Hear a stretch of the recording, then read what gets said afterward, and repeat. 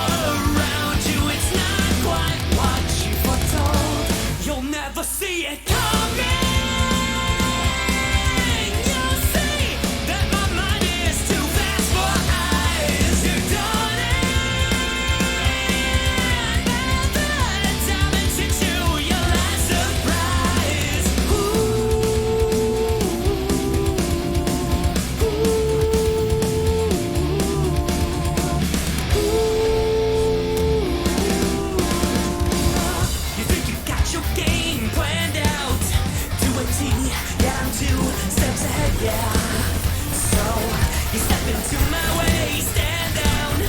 It's a trap, one more step, and you're dead.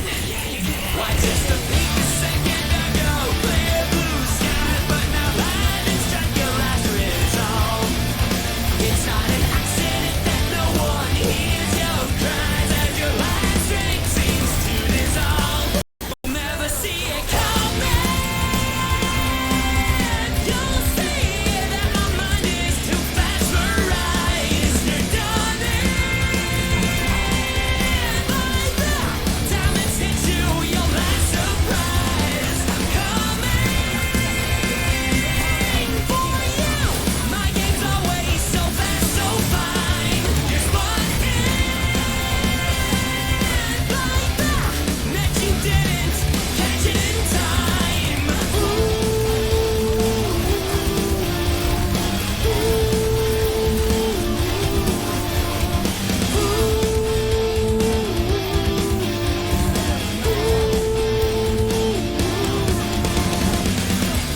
Better think about your game. Are you sure your next move the right one for you? Are you sure you won't get outmaneuvered again and again, my friend? You'll never see it coming. You'll see that my mind is too fast for eyes. You're done by the time it's hit you, your last surprise. I'm coming for you. My game's always so fast, so fine. You're spun by the net you didn't catch it in time.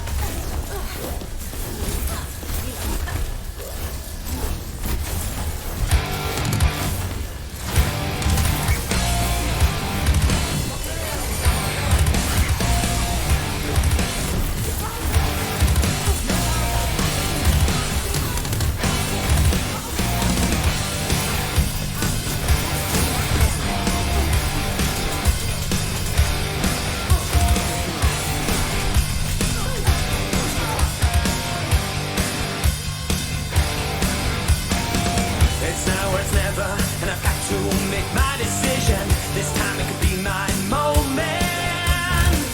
It's been some mirage or a chance to fulfill my mission.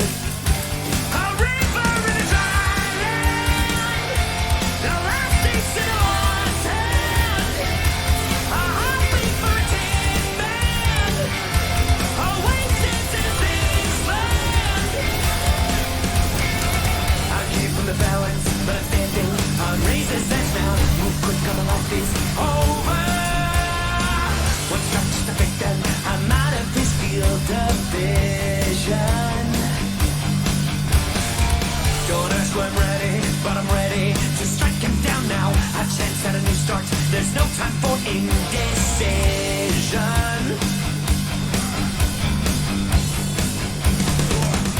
A river in a dry land, the last things in a lost hand, when the hope of new beginnings burns. Now we need a heartbeat for tin man, an oasis in a wasteland. Remind us what we're here for.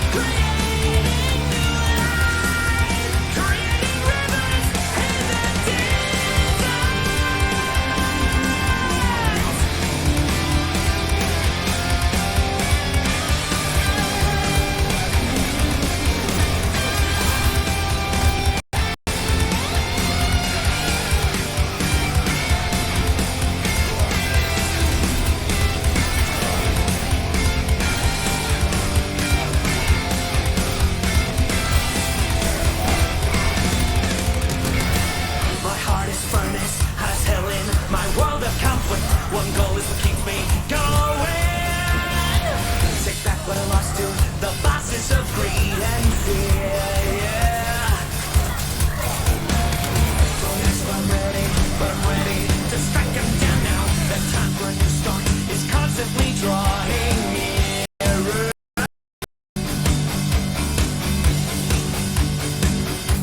A river in a dry land, the last things in a lost hand. When the hope of new beginnings burned our feet, now we need it, a heartbeat for a teen man, an oasis in a sea's land. Remind us what we're here for, creating new life, creating rivers in the desert.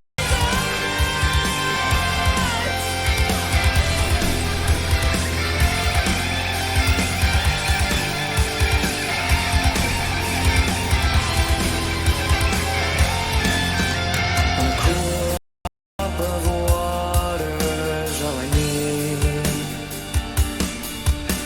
Gotta clear my head of anger and greed. A place to refresh heart and mind. Can I find some time? And rivers in a dry land, the last days in a lost hand. When the hope of new beginnings burned our feet, now we need it, a heartbeat for a teen man, an oasis in a sea's land. Remind us what we're here for, creating new life, creating rivers in the desert.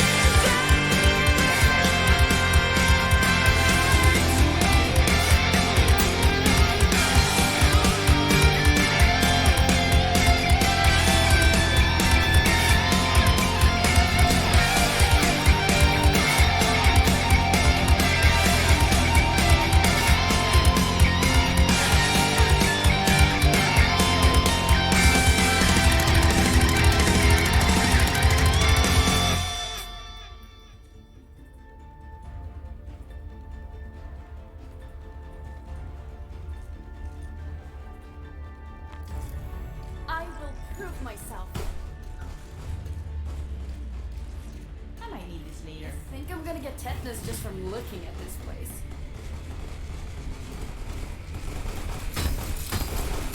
Attack commences in 30 seconds.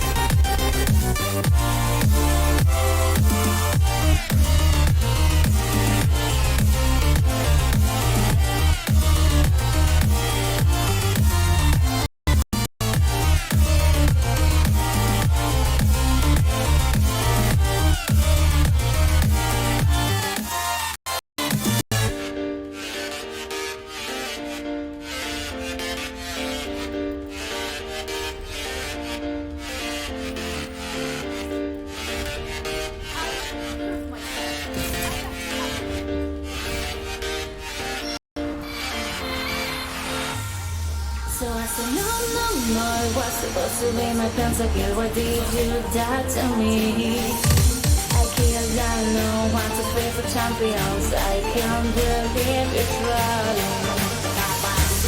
No, it was supposed to be my pentakill. Why did you I killed, I know, want to fight for champions. I can't believe it's running. Wait a minute!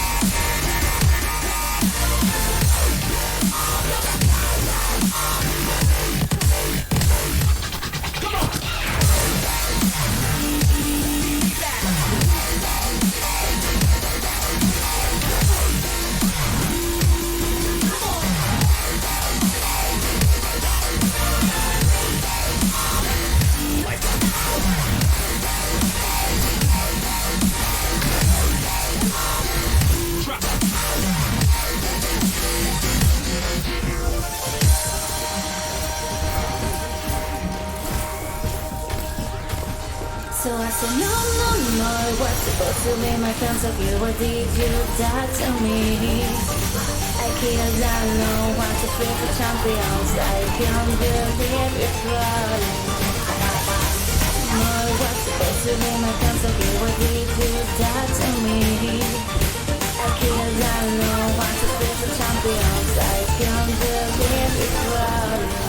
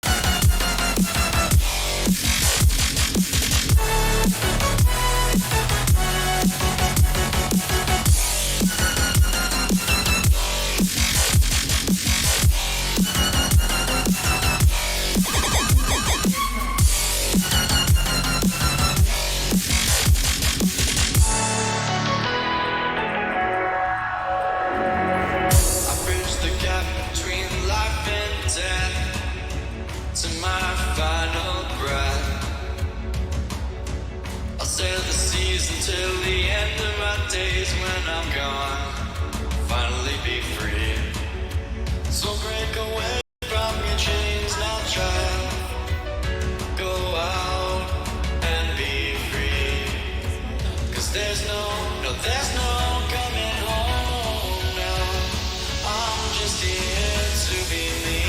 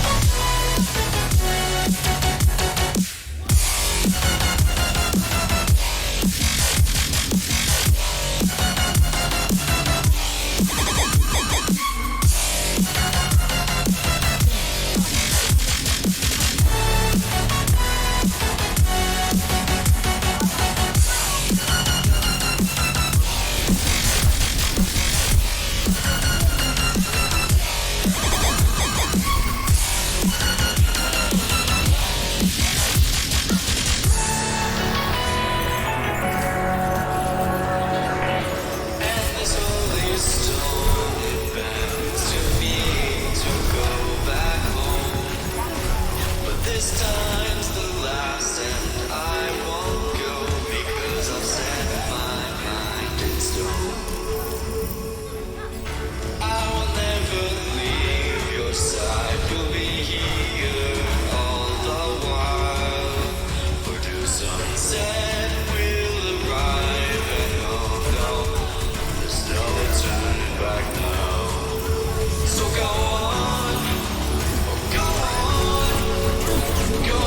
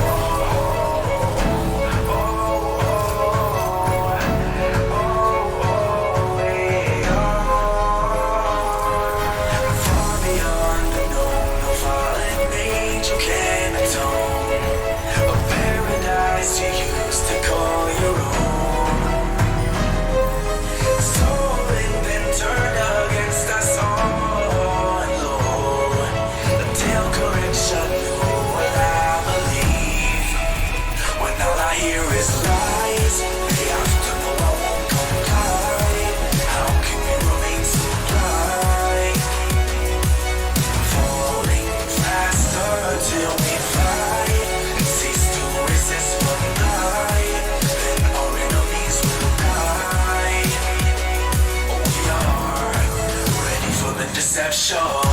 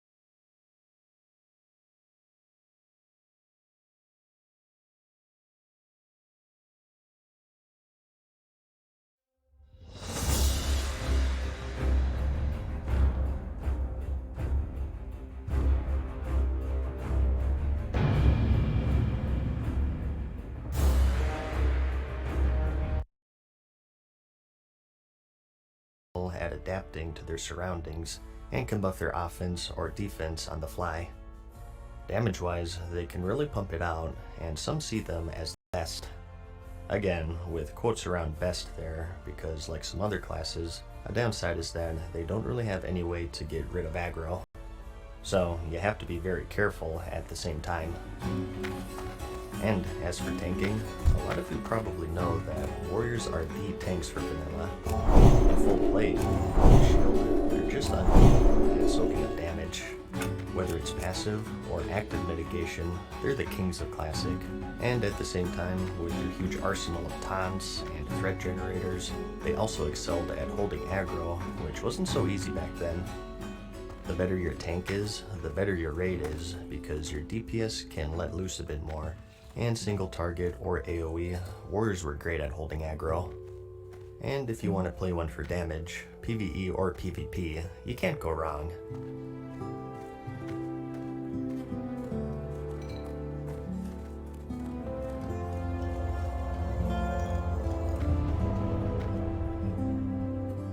Calling upon the power of holy magic to protect and replenish their allies, the priest has the reputation of being one of the most resourceful healers in Classic. They're as good as healing as warriors are at tanking, and if that's not your cup of tea, drawing upon the power of shadow, they're more than capable of dealing out damage and melting faces. Your three specializations are Holy and Discipline, which are based around healing, and Shadow, which is for I damage. can't attack Let's them. cover healing first. Due to their flexibility and raw healing power, Greetings. every raid will have a hefty supply of priests there to keep everyone alive. Big slow cast heals that you can buffer, fast flash heals that you can react with quickly, an area of effect heal, a heal over time to keep things steady, the ability to dispel harmful effects from allies and beneficial effects from enemies, and a boon to stamina, and even a Go with shield to honor. prevent damage. You That name bag it, is the full. priest has it, and it's this extreme versatility is why they're considered the quote best healer by many. As for the differences between the two specs, Holy is more of a direct healing tree, while Discipline is more of an increase in supportive stuff like buffs. In Discipline, you have Power Infusion, which increases spell damage and healing on your target, and Divine Spirit, which increases a player's spirit. And in the Holy Tree, you have some passive boosts to healing in general, and even the Spirit of Redemption, which allows you to heal allies from beyond the grave. So it's another preference sort of thing. Do you want raw healing or a bit of added support? And I am saying Holy or Discipline here, but again, with the classic talent system, it's not that simple. Usually people say that since you have more points in one tree than the other, so when I say Holy spec, it might be something like 30 points in the Holy tree and like 21 or something in Discipline, so it's not an all or nothing deal. And that goes for any class really. As for their DPS spec, Shadow, throw away the Divine in favor of Dark Shadow magic to melt faces. The way you deal the damage is pretty varied, kind of a hybrid between Warlocks and Mages in a way. You get a damage over time, a hard hitter, and a chance spell, so it's a nice mix. And with shields, you can heal if you step out of Shadow form, and survivability too. Because of all of this, Juggernauts in PvP, I actually fear them more than rogues, if I'm gonna be honest. They do have a spot in raiding, but their biggest weakness is their mana. They run out quite quickly, so I personally saw them very rarely in my guild. I do know that they give a nice debuff that increases shadow damage taken, so you probably want at least one Shadow Priest in the raid for that, if nothing else. So you do have an important role to fill in the PvE scene. A quirk with them is that Shadow form that I mentioned. Today is just something that you want to have on because it gives you some spell damage. But in Classic, in addition to the damage, this form would lock you out of most of your healing spells actually. You can only use any shadow-based spell and your shield, and if you want to heal, you have to exit the form and then patch yourself up, and then re-enter it. It's extremely tough on your mana, and should only be used as a last resort. So, replenishing allies with holy spells, or torturing foes with dark shadow magic. The ultimate yin-yang class that packs a punch on both sides of the coin. I can't cast that yet.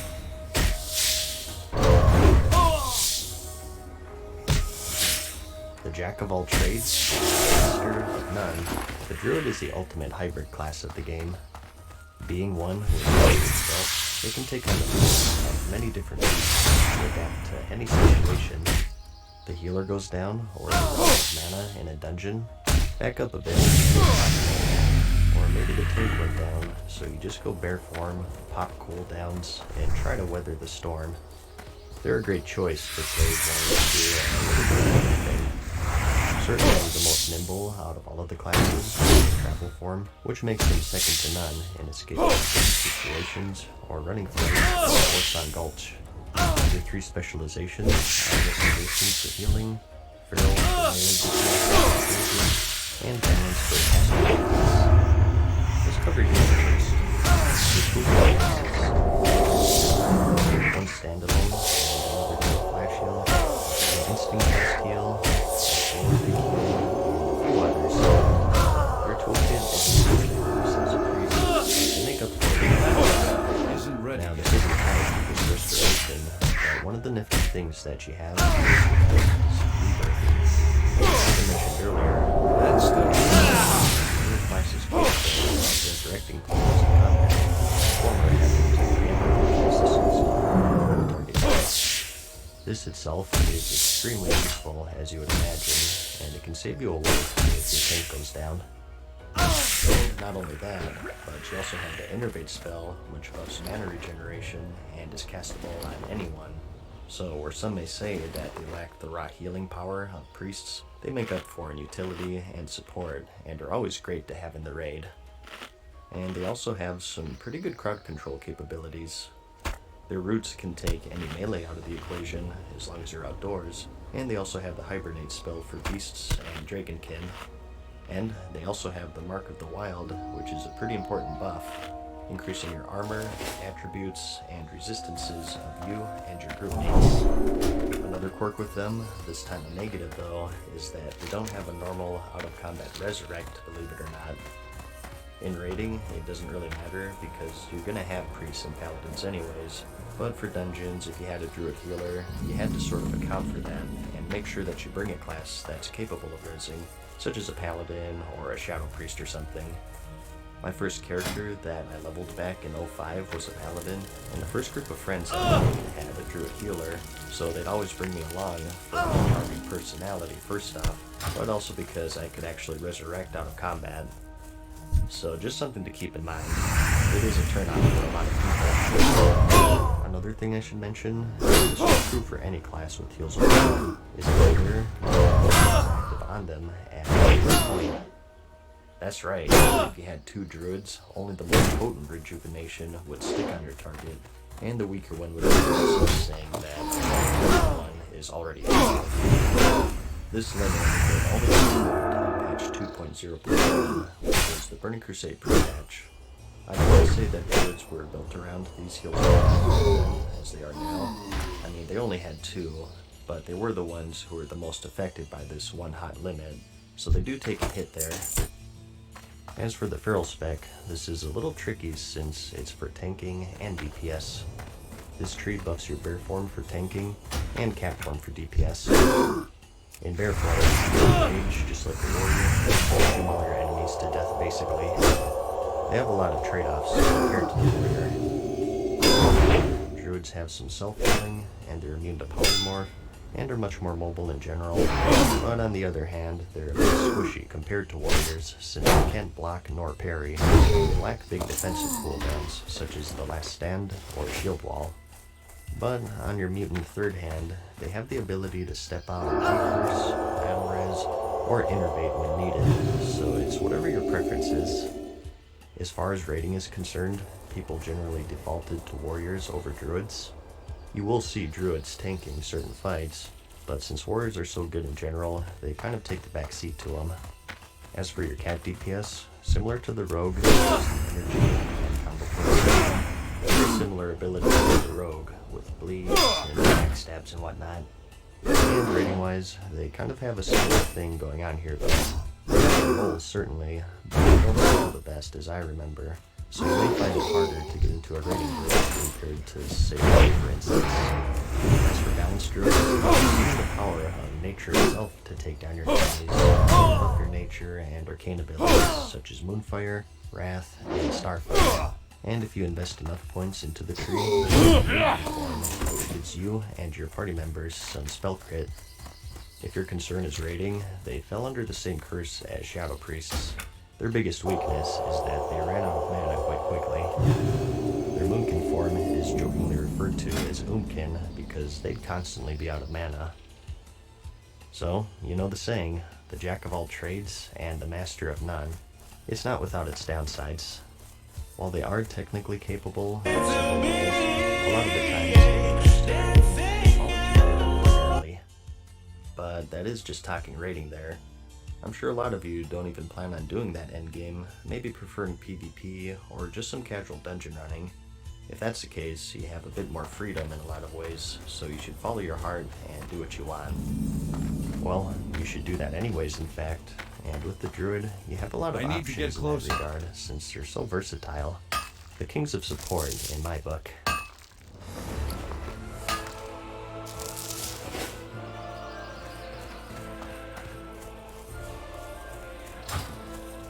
Paladins do battle to protect the world from the forces of shadow. Powerful warriors in their own right, they can also call upon the light to heal wounds, force, and incinerate evil creatures. At least that's what their official description says. Strange infatuation with fists and hands. You're the judge, jury, and executioner, with emphasis on the latter. I need to get closer. Your three specializations: retribution, protection, tanking, and holy healing. For retribution, you pick up a two-hander and unleash some righteous smiting on your enemies. And for protection, you pick up a sworded board and with the power of light, protect yourself and your enemies from harm. And with holy, you tap on the power of, well, holy magic to keep your allies alive. This class has also years, rivaling the hunter even. Some of the cool quirks that you have are your blessings. Paladin has access to authority buffs to aid your group mates, attack power, stamina, threat reduction, and much more. Something you may have heard is that these were relentlessly annoying to keep up since they had a 5-minute duration, and with 40-man raids, it's quite a lot of buffing. But luckily, Classic is based off of patch 1.12, where you had the greater blessings, which cost a reagent to cast, but also they had durations of 15 minutes. So these blessings in general are very useful for dungeons, raids, PvP, solo play, whatever. They were one of the more defining aspects of the class, and it made them great group mates actually. And another unique thing they got going on are their auras. These are party-wide buffs that increase armor, resistances to certain schools of magic, a thorns buff that deals damage to attackers, and so on. They were just as essential as the blessings, especially those resistances, since there were some fights that were based around stacking them. And next, we have the seal system. Basically, these were melee attacks that did a variety of things. You have some extra melee damage per swing, some per swing, maybe some mana, and tied to each of these seals was the judgment effect. Essentially, if you cast the judgment spell on an enemy, you get another effect to each seal. For example, with that healing seal I mentioned earlier, it debuffs the enemy and any ally hitting it gets some healing per melee attack. And it's the same for the mana seal, and for the holy damage one, it just does some straight instant holy damage. And there's a bunch of other cool effects for all of the other seals.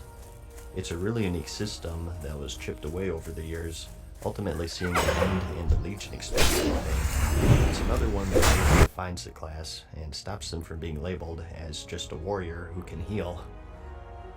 And their job description is just for show. Being warriors of light, they have an edge against the unholy undead and demons of the world. There's some exclusive spells that are only usable against these enemy types.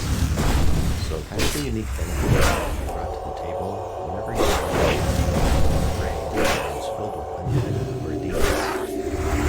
And another nice thing is that your alliance only. That's another wild thing that other people don't know. RPG have a class that's only available to one master. Isn't that balanced? Well, in vanilla World of Warcraft, believe it or not, strange elements of this sacrificed for the sake of the type of balance that you see in the current game. Again, good sides and downsides, but that's just how it was.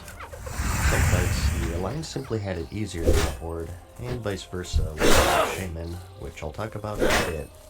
First though, I want to get into their specializations, starting with Holy. As I said, in regards to just raw healing, most people will tell you that fists.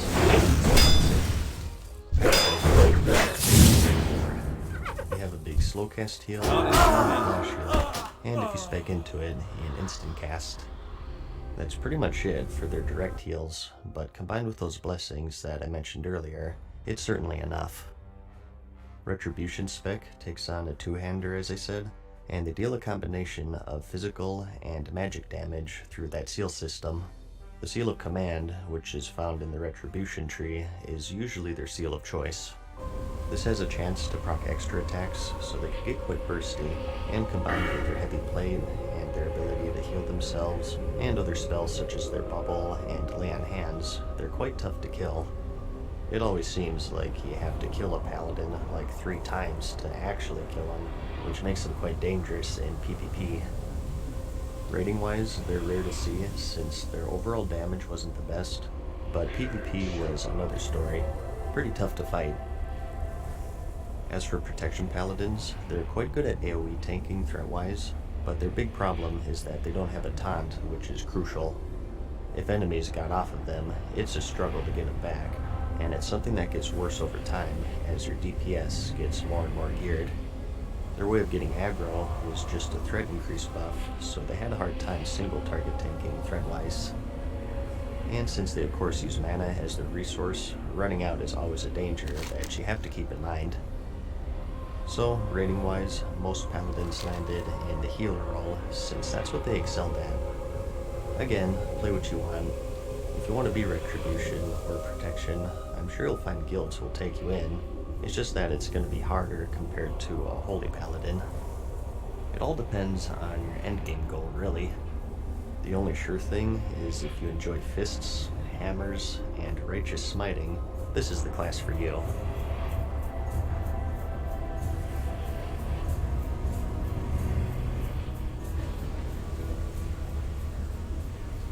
Commanding the power of earth, fire, wind, and water, shamans manipulate the elements themselves to their will. And through the aid of their sacred totems, which provide boons to the shaman and their allies, they're considered to be one of the best support classes in the game, while still packing a mean punch on their own. They're the horde counterpart of the Alliance's paladin, and they typically fall into the damage or healing roles. Their three specializations are Elemental, Enhancement, and Restoration. Restoration, as you'd guess, is for healing.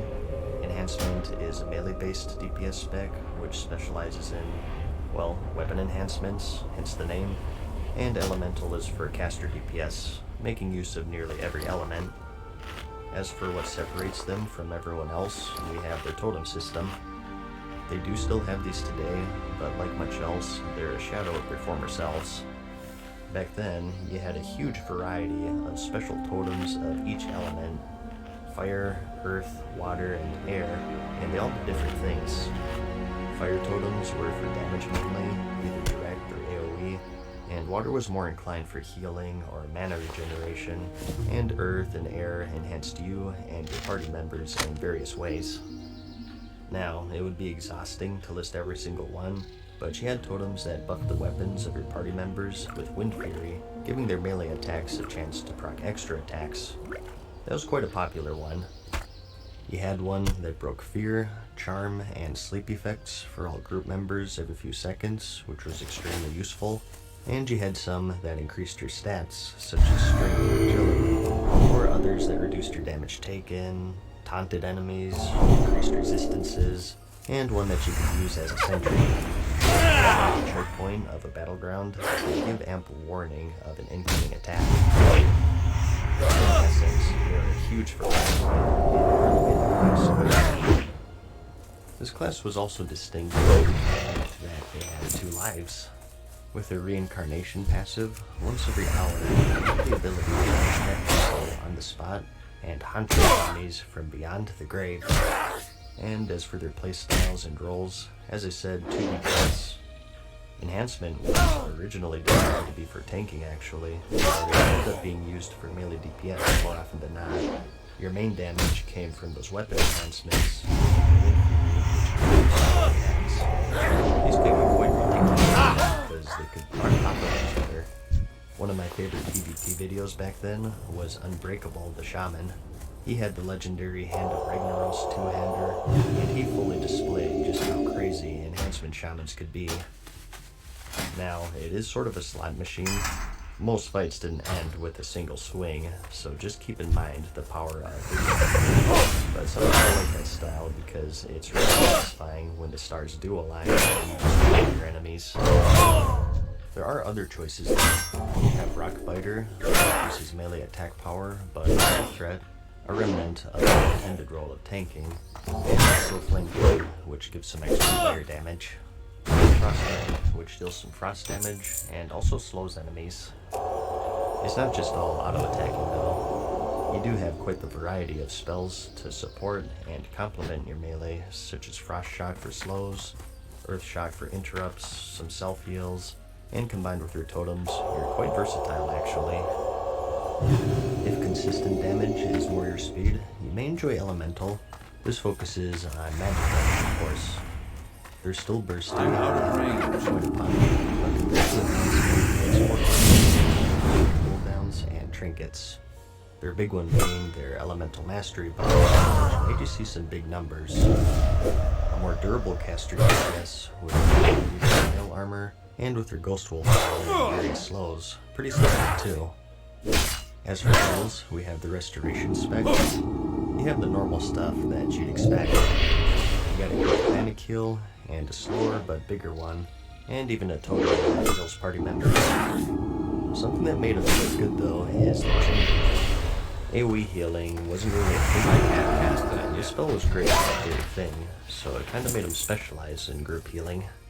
And combined with your totems, you are an extremely valuable class in both PvE and PvP. They're a bit too good though, because like druids, paladins, and priests, in the raiding scene, they're most commonly healers.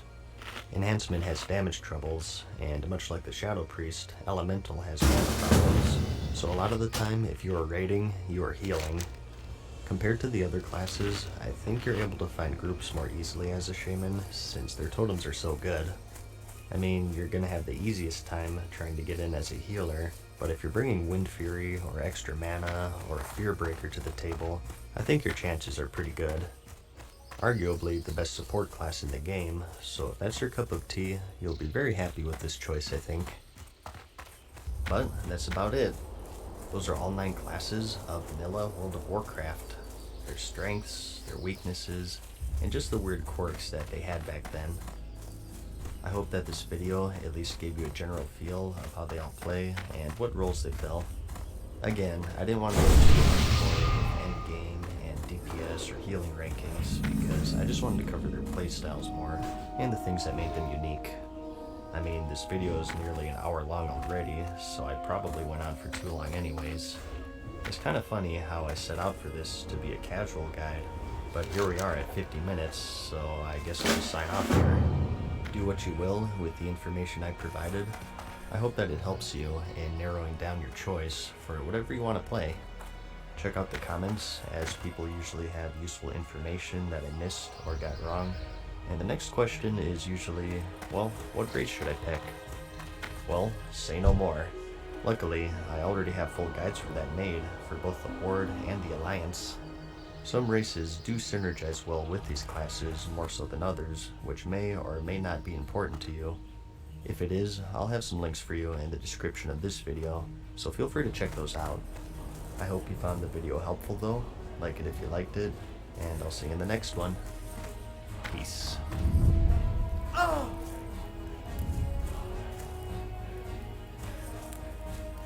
Farewell for now, mortals. We hope you enjoyed today's video. See you again soon.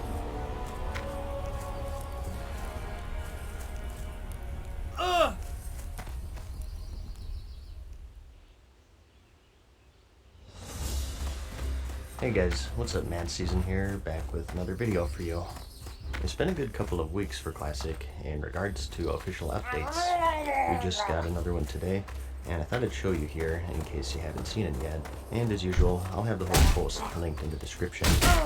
As you know, it was initially announced that official Classic will have a release schedule of 4 phases, which look like this. For Stage 1, we had the Molten Core, Onyxia, Diarmaw, Kazakh, and Azagos. And for 2, we had the Blackwing Lair, Battlegrounds, PvP Rewards, and Zolgarub. And for Stage 3, we have Ankiraj, Dungeon Set 2, and the Green Dragons. And lastly, for 4, we of course have the Tramus and the Scourge Invasion. As they mentioned though, it was still work in progress, and today, they altered this list into the following 6 phases instead. Note that there's no specific timeline as of yet, since we don't know, aside from a vague summer 2019, except for Stage 1, which will serve as the launch stage, of course. So now, we have Molten Core, Onyxia, and Maraudon for Phase 1, and they moved Diarmaw and the world bosses Azagos and Kazakh to Stage 2, and we have Blackwing Lair at Stage 3, and they now added the Darkwing Fair to the list, and they put them in Stage 3 as well. As for Stage 4, Zolgarub and the Green Dragons. For 5, we have the Ankiraj raids in the world event, and also some loot reconfiguration, which I'll go into detail with in a bit. This includes that Dungeon Set 2 and the relics, which, as you may remember, are those special items for paladins, druids, and shamans, since they couldn't put anything into their range slot. And lastly, for Stage 6, we have an Extremis and the Scourge Invasion. So let's go over these stages one by one and explain What just can I what's do for going you? on here and why this was all changed. So, Phase 1, the Molten Core, Nixia, and Moradin. This is very close to the actual release date of the game, as it was in 2004, with the exception being Moradin here, which was released in Light patch bless you. 1.2 in December of the same year, Greetings. just 1 month away. For the Big news Alliance, here need is help? that Dire Maul and the world bosses are no Be longer careful. tied to the release Well stage. met. Go with As for honor. Dire Maul, this had some key items such as Kol Sorar, which was the introduction to tanking swords, and you also had the class unique fire resistance trinkets, as well as several crafting recipes How are you? and so on. This was one of the major concerns with the original release schedule, since players didn't have access to all of this stuff until patch 1.3, which was about 4 months after the release of the game. And it's the same with Kazakh and Azurgos. They were also Safe in travels. patch 1.3, so separating these from the release date of the game much more accurately emulates the original release schedule. Moving on here though, the Blackwing Lair no longer shares the same phase as Zul'Gurub, which is key. BWL, along with the Darkmoon Fair, Light patch be with you. 1.6 in July of 2005, Light and bless you. Zul'Gurub was 1.7, which was 2 months later in September of the same year. So again, just separating these provides a much closer experience to the retail release, whereas before this change, we would have had a lot of nice items from ZG or the Darkmoon Fair trinkets to help us progress through the Blackwing Lair. So now, we also have Zul'Gurub in its own phase in number 4 here, along with the Green Dragons. Now, this isn't exact here, as the Green Dragons came out 1 patch after ZG. They were 1 month later, in October in patch 1.8, but still, it's a big improvement because they're no longer crammed in with AQ, which brings us to Stage 5. The Ahn'Qiraj War Effort, the Ahn'Qiraj Raids, and the Dungeon Loot Reconfiguration. AQ was patch 1.9 in January 2006, our first raid of the year, so this too sees its own phase now. And another huge thing is the Dungeon Loot Reconfiguration of Tier 0.5, relics, and drop rates and whatnot. This was also a big concern. As the game progressed, new and more powerful items outside of the big raids were also being added, of course. New recipes, those relics that they mentioned in the Dungeon Set 2, a lot of these items were considered to be even better than some found in raids. I think the most popular one mentioned being the Titanic Leggings pattern, which Blizzard themselves also name-dropped. They confirmed that this will be in Stage 5, right alongside AQ. Specifically, they said that they'll turn it on once the gates run out, so people can't farm them up during the war effort and then go to AQ 40 fully geared up with them. I think this is maybe the biggest change out of everything here. Pretty huge for balance. And lastly, we have the Scourge Invasion and an Extremis for Phase 6. Nothing too surprising to mention there. So the big takeaways here are that, not counting world bosses, each raid now has an exclusive phase. That is, they no longer share phases with other raids. And we also have details with itemization being addressed, and they're also being emulated along with the raids. It's a big win for those who wanted a more accurate recreation of the balance and the original release schedule. It's not exact, but it's pretty close. A missing thing you may have noticed is PvP. These were mentioned in the original release schedule, but are entirely absent from the updated version. They did address this luckily, and they basically said that there's still a It's too far away. since it's not so straightforward. The PvP gear changed both in method of obtainment and the actual stats. Just to name one example here, there was a time that rank 14s had to maintain their ranks to actually use the items, so it's not such a simple thing. But that's about it. Again, the link to this post is in the description, so go check it out for yourself. Overall, I'm pretty happy with it. Like I mentioned in my BlizzCon 2018 video, I think 6 stages is the perfect amount. It's not too little, and it's not too many. But we still got time, and as they said, even this isn't final yet, so we'll just have to wait and see. I hope that this video helped you. Like it if you liked it, and I'll see you in the next one. Peace.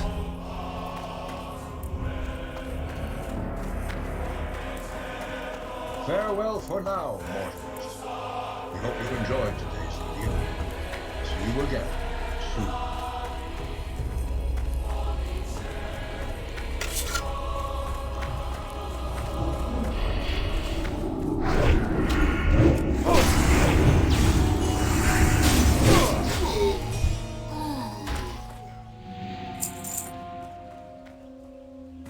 Hey guys, what's up? Mad Season here, back with another video for you. The winner of this month's poll is the Profession Picking Guide for Classic World of Warcraft, so we're sort of continuing my beginner guide series here.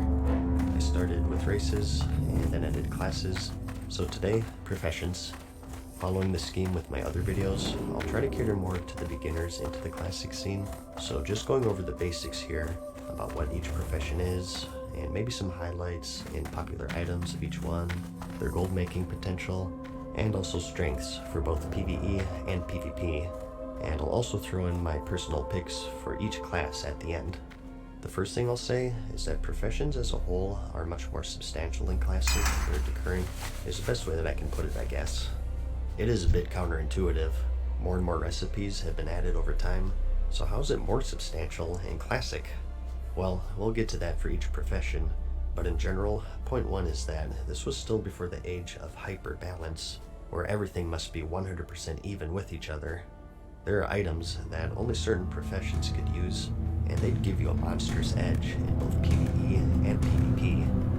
And point two is, with gold being so hard to come by in general, in the modern game, you kind of get gold passively just by playing the game, with world quests or table missions, generous vendor prices, and so on. But back then, it's a struggle, so these professions are going to be vital. And point three is that some of them are quite grindy and difficult to level, which is just exacerbated by point two.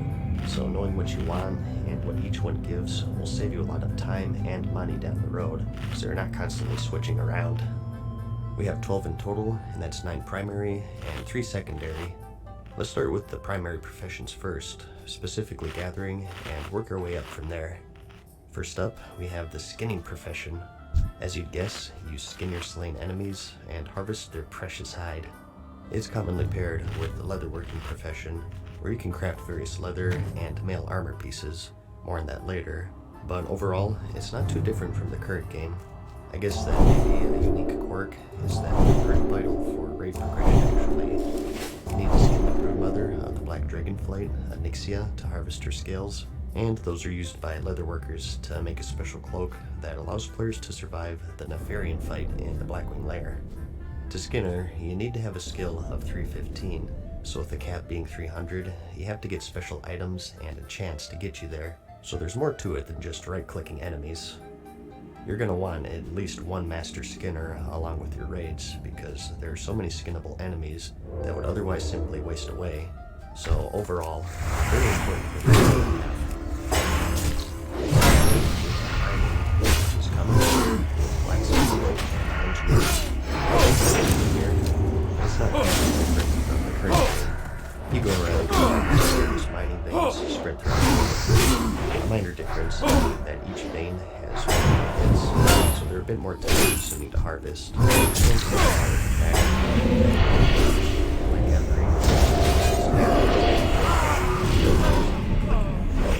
For like a minute. Their special resource is dark iron, which can be found in the multi-core raid, although it's not exclusive to this one. Engineering bars for gold, blacksmiths need those to have some fire-resistant gear, so usually progression. Smelting them requires a bit of work though, as you have to complete a quest to learn the recipe, and you can only smelt them at the Black Forge, which is located deep inside the Blackrock Depths dungeon. There's also the Elementium ore, which you don't mine, but rather you loot off the technicians in the Blackwing Lair raid. But to smelt them, you have to be a miner. You learn the recipe from the elemental shaper Crixix, who's a hostile NPC found in the same raid, but if you have a priest, you can mind control him and converse with him, and he'll teach you the recipe. Elementium is most notably used for the creation of the Thunder Fury legendary, which is the best tanking weapon in the game for Classic. So again, another crucial profession to have in your guild. And as for herbalism, for those who feel more at home frolicking through a field of flowers, this is the profession for you. This is typically paired with the alchemy profession, and this is largely unchanged from the current game in terms of functionality. You go around picking flowers. That's pretty much it.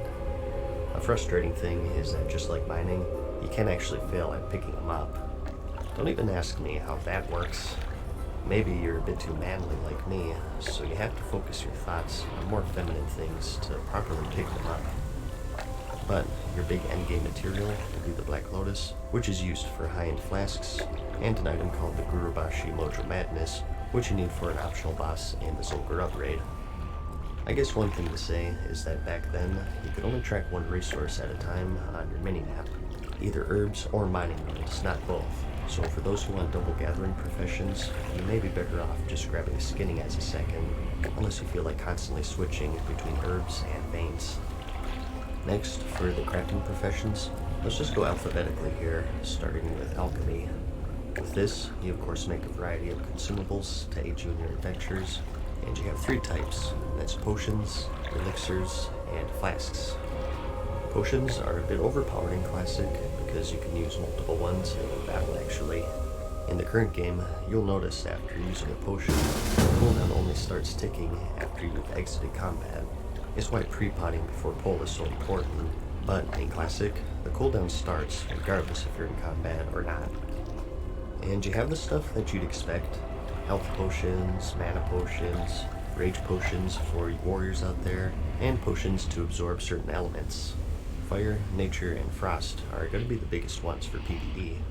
You also have free action potions, which are abbreviated to FAP, which breaks and provides immunity to stuns and snares, extremely crucial for PvP. You have potions to remove curses, diseases, poisons, potions to increase armor, and it goes on and on. As for the elixirs, these are more long-term effects. This was also before Blizzard distinguished between battle and guardian elixirs, so you could stack multiple offensive and defensive buffs, typically if they didn't provide the same stat increase. For example, you can stack an elixir of the mongoose with the Winterfell Firewater, but you can't stack a greater agility with a lesser agility since they're the same stat. And you also have flasks, which you can only have one active at a time, just like current. We have increased resistances, mana, immunity, and purification, spell damage, and health. These take quite a large amount of materials to make, and they're only crafted at special alchemy labs. In vanilla, only found in the scrolls and the Dagger. Yeah, isn't surrounded by monsters. So, some may find that annoying. I personally think it's kind of neat, and it adds a bit of flair to the profession. It makes you think twice before blindly popping flasks, and it gives them more value at the auction house since you have to go so out of your way. You also, of course, have the power of transmutation, so you can play God if you want to. You can transmute essences, air to fire, fire to earth, earth to water, and so on. Mithril bars to true silver, iron to gold, thorium bars to arcanite bars. Arcanite bars, of course, being crucial in the creation of the legendaries Sulphurus, the Hand of Ragnaros, and Thunder Fury, as well as other powerful items. The catch is that these transmutations have a 2-day cooldown, and they all share with each other. The good side, though, is that it creates a market for just your cooldown. A common practice back then was for someone to supply the alchemist with materials for a transmute and some gold to essentially buy their cooldown. So, it's essentially a lazy man's way of getting gold. All it takes is a click of a button and a bit of social interaction, which I know is scary, but if that fails, you can always just buy materials at the auction house and sell whatever you transmute for a profit. Overall, it's a pretty powerful profession for raiders. You can just buy all of the stuff on the auction house. They're not sold out, of course, so if you're looking to min-max, it's not 100% essential to have alchemy. It'll just save you a ton of gold in the long run, and you'll even make quite a bit at the same time. Like I said, it's definitely the lazy man's way of making gold. I myself am planning on getting it on a plethora of characters and keeping stocked up on materials, so every 2 days I just cycle through them all and click a button to collect some gold. Good profession. Next, we have blacksmithing. This is your weapon and mail and plate armor profession, and it's a pretty common choice for the heavily armored paladins and warriors. In vanilla, as a blacksmith, you have the option in specializing in certain areas. You can either be an armorsmith or a weaponsmith, and if you're a weaponsmith, you can specialize further into either maces, swords, or axes. And for all of this, you have special exclusive recipes. Here are some examples of some weapons you can make as a weaponsmith. More useful for that early endgame, of course. Feel free to pause if needed here. And here's some axes you can make as an axesmith. The Arcanite Reaper is one of the best, if not the best, early two-handers in the game, and you'll see a lot of axesmiths running around just for that, and it'll definitely be a hot seller in the auction house. Quite expensive to make though, requiring 20 of those Arcanite bars that alchemists make. They can also make the Nightfall Axe, which is highly sought after for its debuff, typically used by Octanks, I believe, to maximize the raid damage. As for hammersmiths, they don't have anything too crazy really, and that's because the specializations for maces were stuns back then. People wanted axes or swords.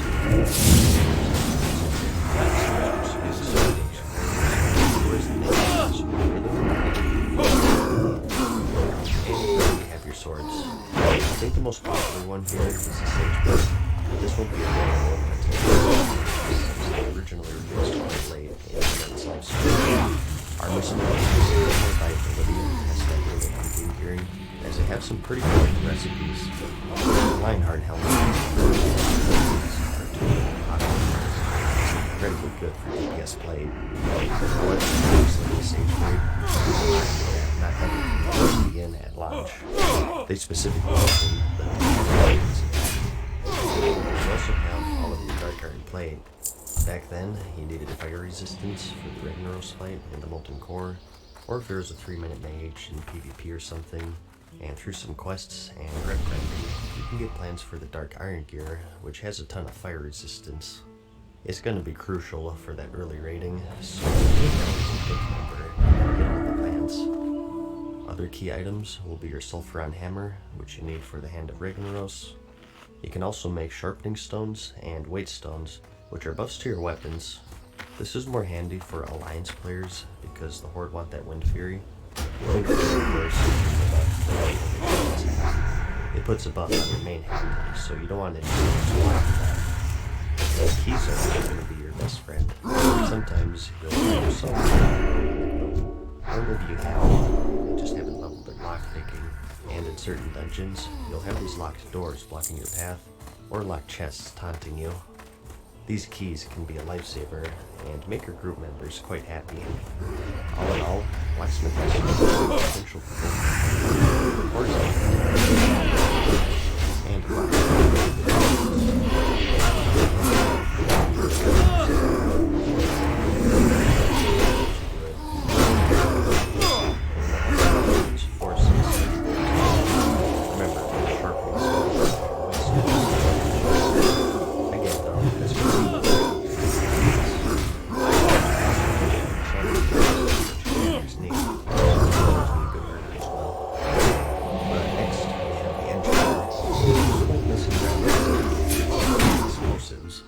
themselves quite calm with this progression, and many agree that it's one of the best ones with maxers. We'll get into that. Classic, as useful as ever. Even more compact since they're any with their mouths. Pretty much a requirement for any raiding guild back then. They can also make a selection of guns and ammo, making it an appealing choice for hunters. This gun was dubbed the Super Soaker in my guild for obvious reasons. And here you have your hunter ammo. You'll be needing plenty of this, as you burn through it faster than you think. There exist NPCs in your main city that trade bullets for arrows, making this an appealing choice for even bow wielders out there. They can also make a helmet for underwater breathing, classic. And you also have a selection of spells, as well as those good triggers, harder to come by classic. My favorites were reflect spells. An ice reflector in hand for those pesky mages, and the fire one is especially useful if you're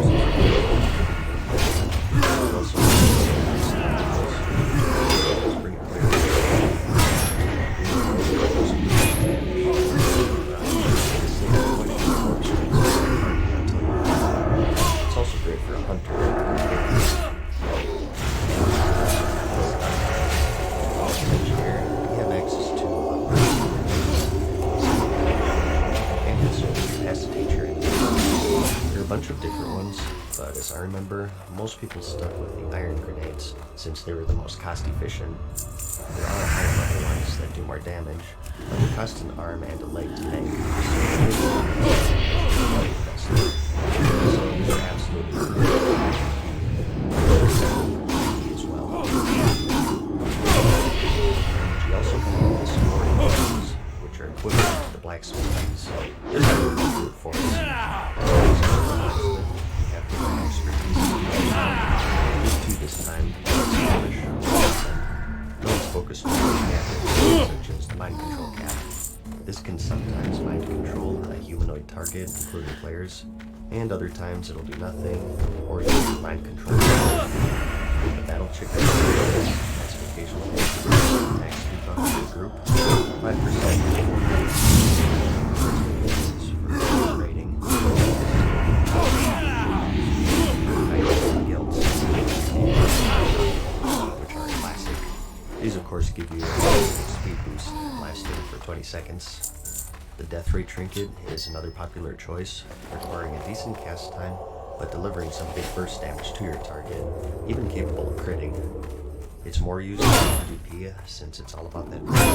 The only downside is that it doesn't have the downside.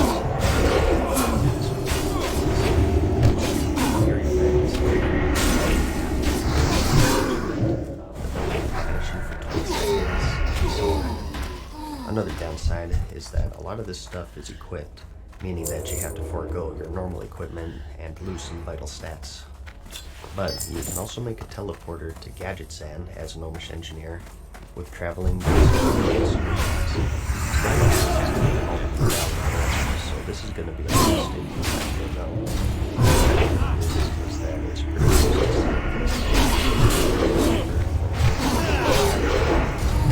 and as a goblin, as I said,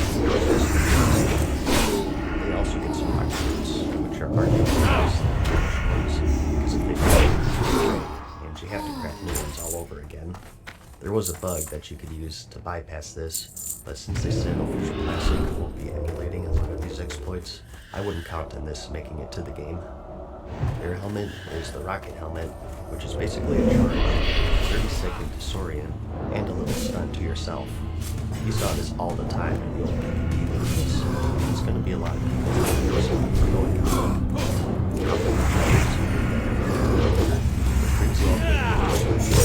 Not as much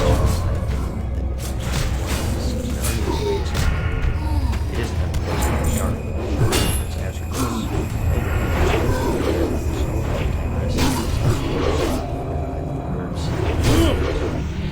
So maybe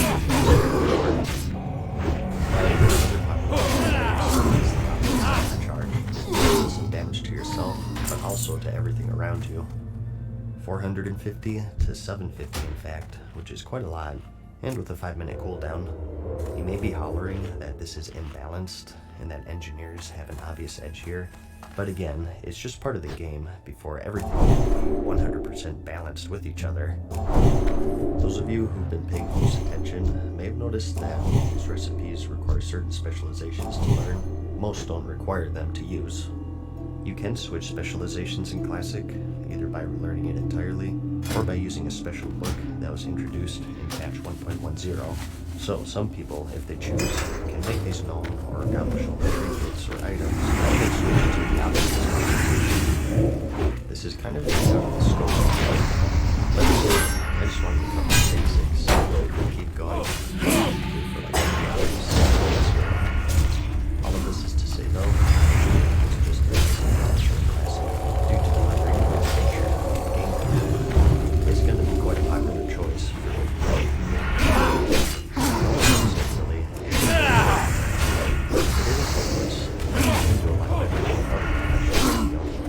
Engineering, I played, was always just a gold sink rather than an earner, because you constantly have to make these bombs.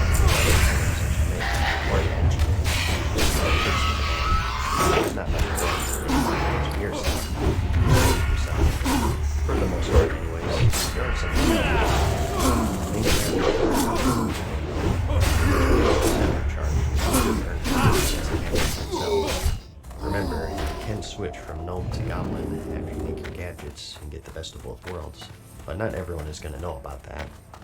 And engineers can also make the best fishing lure in the game, which you need for high-level fishing, and they can also make the salt shaker, which is required for leatherworkers to make one of their crafting materials.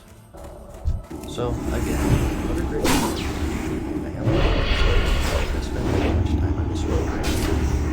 There's more handy gadgets that I haven't mentioned, but I'll just have a link to them in the description so you can go through that yourself. This is about the halfway point, so we'll probably call it a video right here.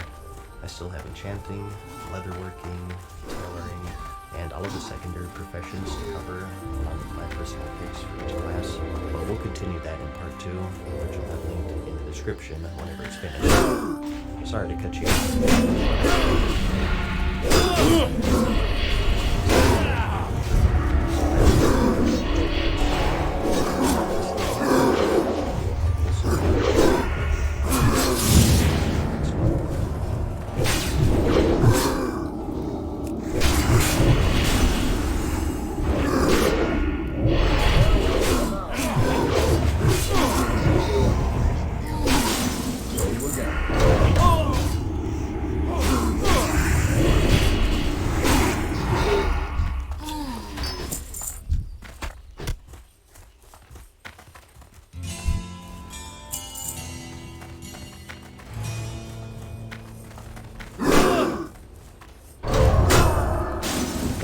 What's up, Matt Season here, back with another video for you.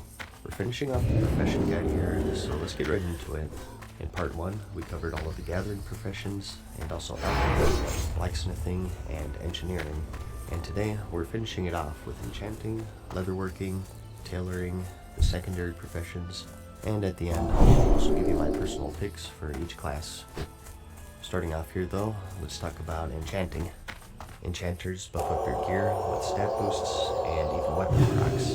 Today is just bringing some weapons pretty much, but in Classic, you'll find that you have a plethora of different slots that you can enchant your gear with.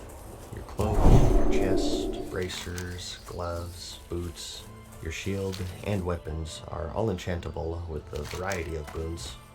And even what you enchant is much more diverse, not just main stats like agility or strength, but also things such as spell power, increased mana, healing power, mana regeneration, defense skill, dodge chance, elemental resistances, stealth, fishing skill. Remember earlier when I said that these professions are much more substantial? It's ridiculous how many enchants there are, and you'll make a lot of friends if you go to the trouble of tracking down all of the rare patterns. And of course, copious amounts of gold. The only guy I knew who hit the gold cap back in the which I believe was 250,000, was an enchanter. He was sort of the extreme, was in the #1 guild for a faction. This was back when enchanting powers dropped off of high classes, particularly an AQ40 raid when that unlocks. So at the time, the supply was very limited, and for those who know basic economics, know that having a monopoly equates to tons of gold. I'm a believer that the raids will be cleared much quicker this time around, so I don't think it'll be as extreme, but I mean, you can only clear them once a week still. Regardless, it'll be a good moneymaker, especially if you know what you're doing. Some popular enchants would be Crusader, which was a strength prod for melee. You needed Righteous Aura, which you got from the Strapple family. I spent quite a while for those. And it's a good one for hunters, a lot of fans of rogues. And we also have spell power for the casters, all these various stat increases I mentioned earlier. And they can also make weapon oils, which are sort of the equivalent to the blacksmith sharpening stones and weight stones. These increase spell power and spell crit for casters, or mana per 5 and healing power for healers. Something to note here is that this is before the advent of vellums. You can't simply enchant one and throw it on the auction house. To enchant someone's gear, you have to put it in the do not trade window, and you enchant it from there. The downside, obviously, is that it's a bit more cumbersome, but the plus is that there's much more interaction between the players, which is one of the main things I find with the game. This way, if you ask me. You may be wondering what profession to pair this one with, as herbing, mining, and skinning aren't related. Usually it's tailoring, and that's because it's really the only self-sufficient profession. You get the materials for tailor as well. You can make great items to stock up on enchantments. We'll talk more about that later. Next up though, we have leatherworking. This is the leather and male counterpart to the blacksmith. Of course aimed for the shaman, rogue, druid, and hunter. And you can also make some miscellaneous stuff, such as quivers and ammo pouches for the hunters, and a selection of cloaks.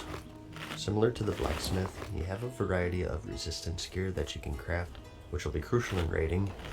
The fashion is questionable, but hey, it gets the job done, I suppose. On a serious note though, you're going to want at least one of these in your guild to equip everyone with the proper gear, whether it be for fire, frost, or nature resistance. They also made the Onyxia skill cloak, which as I mentioned earlier, is required for the Nefarian fight in the Blackwing Lair. They can also make armor kits for your chest, legs, and or feet gear, the most useful of which being the core armor kit, which provides a boosted defense, but you need a rare pattern for that from the Molten Core raid. Aside from that though, you just have a bunch of good gear in general that you can make for leveling or the early end game. They have a few sets here and there, but that's tree rate gear. Also a lot of the professional special and dragon skill leatherworking, each catering to certain classes. Elements tribal leather wearers, so druids are usually go for tribal the star set, but you also have the Corehound belt pattern, which is your fire resist intellect belt. And as for elemental, you have the Storm Shroud set. I think tanky druids used a couple pieces of this, although it's not too great, so don't get too crazy with that. More fire resist in general, they're also quite expensive to make, so it's kind of rough. Links to the in the description. And Dragon Skill is specialization, so here. There's some make. So the biggest thing for working is going to be that resistance gear. It really depends on how much you value that initial gearing process, I guess. Maybe when the game first launches, put more value in it, but as game progresses, that balance is going to shift to items. Although that's not entirely true, as there are some values to be used for certain rates. As for is a moneymaker. As I mentioned, there are certain early vesting slot for certain classes. One of their more powerful ones being the Devil Sword 2-piece set, which I showed in the travel section. I remember that rogues always wanted this before stepping into raiding. And you also have that core armor kit that I mentioned earlier. Now the pattern for this isn't easy. It's a drop from the Molten Core raid, so it might take a while. But once you get it, it'll be one of the more steady ways of earning gold as a leatherworker. Of course, the earlier you get it, the better. I also mentioned earlier that engineers could make leatherworkers a salt shaker. Using this and some deep rock salt, every 3 days you can create some refined salt, which you need for cube rugged hide, which is used for a variety of recipes. So it's another thing you can just do once every 3 days for some easy gold. One of the ultimate lazy man methods would be to have a bunch of alchemists and leatherworkers and have just one character's herbing and alchemy to feed yourself materials to level all of it, and just keep spamming these cooldowns for some near passive gold. It is easier said than done since leveling is so time consuming in Classic, but hey, there it is. And lastly, for non-gathering professions, we have the tailor, which is everything to do with cloth. Armor, bags, and also the cosmetic shirts. In terms of gear, we have a similar story going on with leatherworking. We have a ton of resistance gear, which is always going to be crucial. Fire, frost, and nature. Also leveling and general raiding gear. Some items of note are the True Faith vestments, the robes of the Archmage, and the robes of Winter Knight are some of the higher level craftables, to name just a few. You also have things like the Spider Belt, which is quite handy for PvP. I need to get closer. The main difference is that tailoring doesn't have extreme specialization, which sets it apart from blacksmithing and leatherworking. So a little less depth, I think, but also more freedom since you can learn every single pattern. It just depends on your perspective, I guess. They also, of course, make bags, which are always in high demand. They did get some collection books and even some bags for warlocks. That's for the warlocks, obviously. The bottomless bag, which requires a ton of materials, but again, if you can get the pattern, you're all set. As for gold making, the big market is going to be a steady source of income. Certain people here than others, especially the pre-raid gearing, and as these raids release, you can always seeing a surge of activity.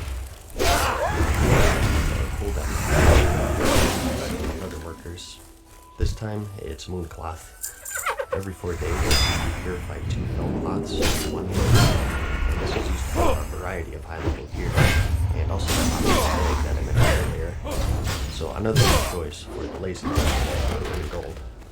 The only caveat here is that you can only craft it at these moon wells, which are located throughout the world. Not as hardcore as the alchemy lab though, since it's all outdoor content, so it's all soloable. And lastly for this video, I'd like to cover professions. These are professions that everyone can and get. You don't need to downsides to learning them, and that's cooking, fishing, and first aid. Talking about cooking and fishing here first, these really go hand in hand. Cooking is pretty much designed to be from fishing, so different. Fish. Pretty self-explanatory. It's more time consuming. Years, it's full of fishing. But in Classic, you'll find that your cast bar moves much more slowly, so it requires a lot more patience. But it's also important because, like I said, also some fish that you need for alchemy, so if you took that profession, that's all the more reason to learn and level this. And there's also the Strength Thornvale fishing tournament, which has some unique prizes. This is, of course, the fishing extravaganza, where it pushes to the Stranglethorn Vale's and race to collect 3 speckled fish. The first person to turn them in gets some nifty rewards. It's always quite a fun and hectic time, even more so in Classic, since the traveling options are much more limited. There's also the Gazrenka boss and the Zul'Gurub raid. You need fishing to summon them, so you'll want to bring at least 1 master angler along with you when you step foot into this place. You can also fish up some Rumsey Rum, which is an alcohol buff. You can have 1 alcohol buff in Classic, and this is the best stamina one, giving you 15 for 15 minutes. And as for cooking, food buffs are still a thing in Classic, just as important back then as they are now. And some popular ones will be the grilled squid for agility wearers, which, what do you know? Fishing. Smoked dumplings with pieces. We also have this chicken kind of chops for this once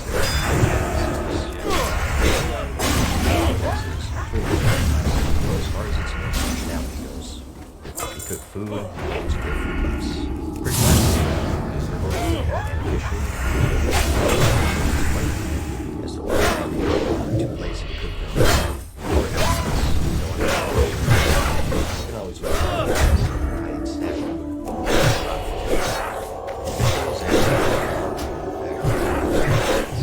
you don't need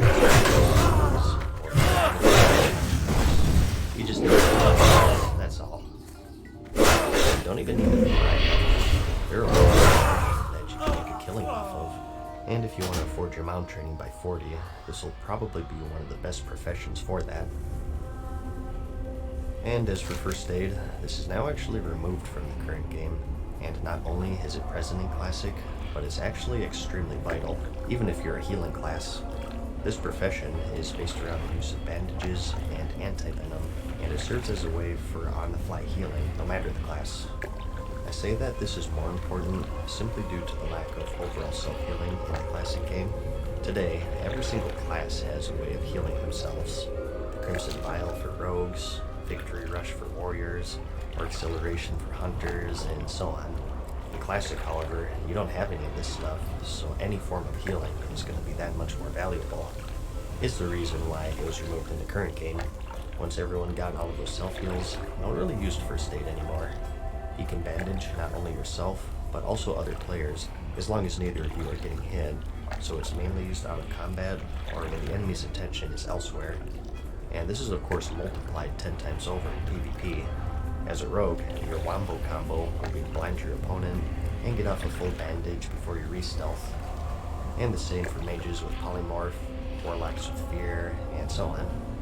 Its gold making potential, as you'd guess, is next to nothing. You need first aid for the bandages, so the demand really isn't there.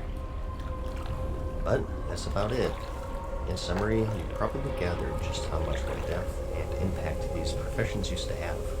To kill Nefarian, you needed a healthy stock of Onyxia skill cloaks, and to make the cloaks you needed a leather worker, but to learn the recipe, you need to kill her first and turn in her head, and to get the skills you need a skinner, but to skin her you need a special dagger, which only drops off a level 60 boss. And that's not even getting into all of the resist gear that you can only craft, or the creation of the legendaries, Thunder Fury, or the Hand of Ragnaros. Whether it be from going into certain specializations, or getting those ultra rare patterns, you can really spend a lot of time honing your professions and exploring what they have to offer. They also promote more interaction in general, from things like the lack of vellums, so only trade window enchants, to flasks requiring alchemy labs, which of course you need other players to clear to, but also in the sense that many of your recipes will need items from other professions. You need enchanted leather to make this item, so okay, I need to find a skinner and an enchanter then. That, combined with the more time-consuming leveling and thus fewer alts, it promotes a much more social experience where you have to network with other master craftsmen, and it has quite a big effect on the community as a whole. And another thing, just really quickly here, is that the way you train these professions is also a bit different. Back then, they were split up into 4 levels, and that's Apprentice, Journeyman, Expert, and Artisan, and each of these increased your maximum skill by 75, up to the base maximum, which is 300, and they each have the following level requirements.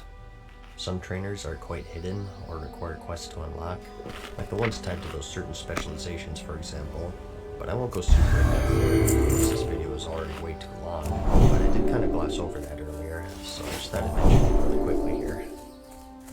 And I did say that I wanted to give my personal picks for each class. Keep in mind that this is just me. A lot of this is really just based on preference and how much you care about min-maxing both PvE and PvP. Speaking of which though, if you really do want to min-max, you're going to want to pick up engineering.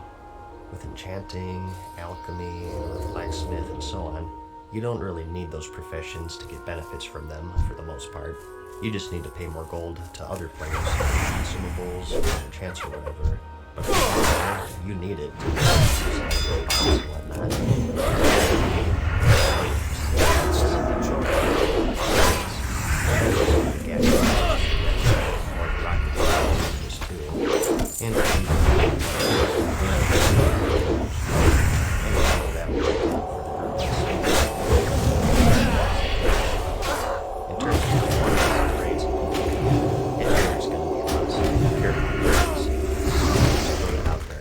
And this goes for every single class too. But let's assume that you don't care about that, in which case my personal choices would be this. Keep in mind, this is assuming you're just picking one class. You probably don't want more than one enchanter across your entire account, right? But for cloth wearers, I just go for tailoring and enchanting. Tailoring is pretty self-explanatory. You can make a lot of your own gear leveling up, and some nice early endgame items if you get the patterns, and also bags for gold. Enchanting is nice as well, not only for yourself, but also for making some gold. You can always play the auction house and find some cheap greens, and flip them into essences for profit, or just have one character to sell green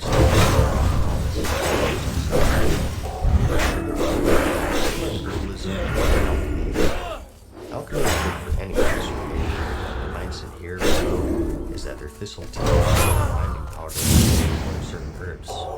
You need swift thistle and fade leaf for binding powder. So having just gives them more synergy, and it saves you some gold off of the auction house. You can choose to go leatherworking and skinning if you want, but I prefer that on a druid just to optimize things. Obviously, the mindset here is with druids being leatherwearers, you can make some of your own gear. Leatherworker is sort of thought of as the weakest profession of them all, but that may also be their strength. it'll probably be more rare, so things should balance out. And again, that Onyxia skill cloak is going to be a must. I do also have alchemy and herbing for shaman as well for you horde players out there. Again though, leatherworking and skinning also isn't a bad choice. Same logic for the druid really. For the hunter, I have engineer and mining. Not really for the guns, since most of the good endgame weapons are actually bows for the most part, but just because hunters have that dead zone classic. If enemies get too close to you, you can't shoot them, so I see those grenades as being vital for them more so than the other classes. And again, remember, even if you don't use guns, you do have those trade-ins for arrows in your major cities. And lastly, for paladin and warrior, I have good old mining and blacksmithing. Pretty self-explanatory here. Big heavy plate melee classes having professions that make big heavy plate and melee weapons. Really though, for any of these classes, you could also interchange alchemy and herbalism, since those are sort of one-size-fits-all professions. For gold making, as I said, I really like that lazy man's approach, so if you're really wanting to go ham with that and level a bunch of characters, you can pick up either alchemy, leatherworking, or tailoring on all of your characters for those cooldowns. And of course, one character having herbalism and skinning to serve as a farmer to level them all up. With this method, you can just keep track of your timers and flip items from the auction house or trade chat for that one-click profit. It will take about 4 years to get going, although to learn the artisan level of these professions, you only need level 35, so maybe not as time-consuming as most would think. But that's about it. I know that these videos are way longer than they needed to be. It's kind of funny how I always set out for these videos to be catered towards beginners, and they always end up being nearly an hour long. I think it just goes to show just how much depth they have in Classic. But if you thought I skipped over some stuff, and you'd like a more in-depth guide profession by profession, I highly recommend the YouTube channel Froscodamus, because he's covered every single one pretty thoroughly. I'll have a link to the playlist in the description for you. I hope that this gave you a good overall look at the professions as a whole though, and that it helped you narrow down your choices. If it did, I do have other guides It's too far away. for beginners that you may find handy. I have one for class picking, and 2 more for race picking, Horde and Alliance, and I'll have those linked in the description if you're curious. Anyways,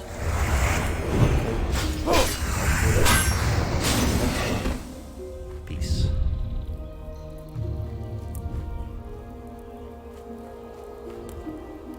Farewell for now, mortals. We hope you enjoyed today's video. See you again soon.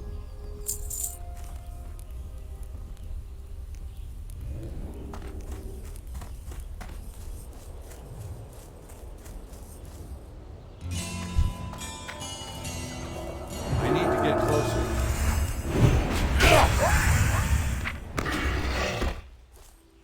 Hey guys, what's up? Mad Season here, back with another video for you.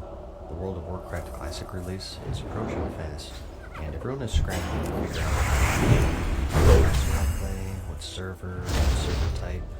How many diapers do I need to buy? In this video, I want to make a guide of sorts and build a checklist on how to prepare for the launch of Classic World of Warcraft, and also just give you some tips in general. So let's get the obvious stuff out of the way first, starting with the class. While I won't go into each class one by one, the main thing I'll say is that the classes in Classic are very niche. It's not like the current game, where if you have a tank spec, you're just as capable as tanking as everyone else. For example, paladins, druids, and even shamans are capable of tanking, but warriors are seen as quote the best things in Classic, and as a result, most serious raiding guilds will focus their recruiting on warriors. For healers, priests are seen as the quote best, and as for DPS, Retribution paladins have trouble keeping up. Still getting kids and worked out. There really wasn't a standard, so as a result, balance is questionable and I am a believer that this time around, due to our increased knowledge and skill, things will be a bit easier, and therefore guilds will be more valuable. I mean, people 5 million in 2005 was created, so I'm pretty sure you can afford to have a Retribution paladin or 2 in the raid. But still, in regards to raiding, class balance, or the lack thereof, is definitely something to consider. You can still find a guild as a DPS druid, it's just going to be harder than say compared to a combat rogue, so you gotta stay realistic as well. As you can see here, I've listed each class and their viability as I remember it. This is a super fast and loose description, and it really does not do classes justice. Notable things with Classic is that these classes don't just draw DPS, heals, or mitigation to the table.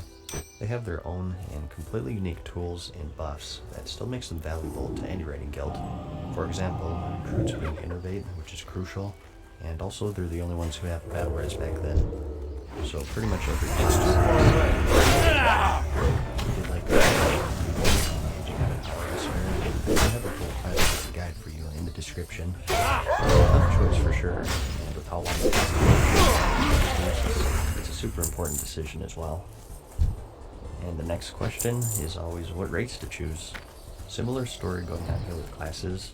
Again, this is the age before hyper balance. Certain races will 100% have an edge over other races. It's another important thing to consider. It's always really specialization. Things that increase skill to maces and swords. Back we actually had weapon skill. And this reduced your glancing blow penalty, which were basically weaker attacks that resulted from hitting enemies that were a higher level than you. It's super important for raiding, and it's one of the most important stats in the game in fact. As a result, rogues and warriors have an edge in terms of damage compared to other races. And on the PvP side of things, orcs get that passive 25% reduction. They're much more bursty back then. They didn't die in a single stun, so this is one of the best races to play for PvP. In the description, I'll have a link to races. And again, if you want a more in-depth coverage, I do have dedicated videos for both the Horde and Alliance, also in the description. Which can also be first, you have PvE versus PvP, which if you started after the video, it's pretty self-explanatory though. On PvE servers, you have to manually flag to engage in PvP with other players in those zones. And for PvP, everyone can attack each other at all times, with the exception of the starting zones. Due to the absence of flying in the game, the world PvP scene as a whole is much more active. You will run into skirmishes when trying to complete quests, or farming a high level spot, or just traveling to a dungeon or raid. The Stranglethorn Vale zone in particular was always a bloodbath, and the Blackrock Mountain will be the stage for many PvP skirmishes. What you prefer is entirely up to your playstyle. Some love it and some hate it, and just know that with no war mode, it's harder to avoid. Really, it's impossible if you take into consideration no flying, and not just that, but also stuff like cross-run grouping. The game as a whole today has many workarounds in avoiding PvP, whereas in Classic, your decision is made when you hit the character creation button. Another thing to take into consideration are streamers, which is also a point of contention. Streamers are of course a new thing that didn't exist in the original run, and they're problematic to some players, a benefit to others, and to some insignificant. Again, it's another preference. Every streamer has a different community. Some will have a negative impact on the game, and others a positive one. For example, a negative that some people see are the rabid communities that follow them, and a positive aspect are some of the events that they put on, such as the dueling tournaments. Personally, these days, I'm more in favor of streamers because I like the events, but I'm also a streamer myself, so I guess not the most objective person to ask. There do exist videos on some of the reasons why people avoid streamer servers, which you may find handy. I think this one, like Classic Wins, covers most of them pretty well, and you can find that in the description. There also exists a website called avoidstreamers.com that you may also find handy. Here you can find a full list of all of the bigger streamers and what impact that they have on the game, so do what you will with all of that. So, you got your race, your class, and server picked. Now what? Well, now you need a name of course, and if you're like me, this is something you can spend hours on in the character creation screen, so it's best to think of that now. Start making a list of your top names in order so you can get in there right away when the game launches. And this depends on when you're watching this video, but you can reserve your name 2 weeks prior to the launch. Do note though that you have to be subscribed, which may or may not be worth it to you. Appearance can also be tough. Luckily though, there do exist many websites out there that emulate the character creation options for Classic. Wowhead. So that's something that you want to mess with, especially if you're looking for a popular name and you're waiting that for observations. in the description. And another tough part would be your profession. It's pretty advantageous, I feel, to have your professions as you're looking in the game, especially for the game, so you should start thinking about that. For the launch of the game, I really like skin. It's easy, and it a generous amount of silver from just vending, which will be crucial in the very beginning. When things first kick off, the economy will be growing still. The majority of your gold from these vendors, the auction house, and spend any gold. Grab my skin and then switch to my normal profession. And also, make sure that you don't neglect your secondary professions that everyone can train. It's cooking, fishing, and first aid. As for what professions though, it's another tough decision. Just like with classes, professions are much more substantial in the game. One in particular, the highest edge of the others is engineering. We have a variety of I can't cast this and it seems to work best because of it. The other ones, for the most part, don't really have an effect on combat, and it's preference and synergy. For example, herbalism synergizes pretty well with rogues because they can gather powder and swift thistle, which they need for their thistle tea. You'll save a lot of gold if you're an herbalist rogue. Again, I did also cover this very thoroughly. Not to just turn this video into a plug for my other videos, but it's such a broad subject, and if I were to go over it here, we'd be here for an hour. So again, if you want more detail with that, I'll have another video for you in the description. Add-ons are another thing that you should sort out. In Classic, there are no quest markers nor dungeon maps, and many of the other modern conveniences that the current game offers you. While I personally like it that way, probably foregoing that stuff, you may find the game to be annoying without it. So check out the game add-on site, my description, and go through the add-ons and pick up the and get those installed first thing. A popular one is Questy, which has all of the questing waypoints, just like in the current game. A lot of people don't know that. And expanding further on that, you can also mess with your system settings before the servers are up. There's a button off to the right, so set up your graphics and whatnot, and definitely go through that as well. And since we touched on it a bit, there are some things that you should keep in mind, especially if you're doing classes. In vanilla, you'll find that you need to train all the abilities. You can only get them from class trainers who can be found in the major cities. And the biggest is that they'll train everything. Depending on your professions, you'll find that early on, you'll be barely scraping along with gold, so it's wise to look at each skill and only train the best ones. For example, maybe you can forgo some of the hunter in exchange for a new serpent sting, or maybe the warrior's pummel ability isn't all that crucial to level up right away since it's just some extra damage. So just something to keep in mind. Super useful for saving a fair amount, so let's talk about that as well. You get your options amount at level 4, and you're 100% speed at level 60, and of course that's why and you know put a few at the appropriate level. It's absolutely true. And the cast into consideration to allow the 100% cost of use.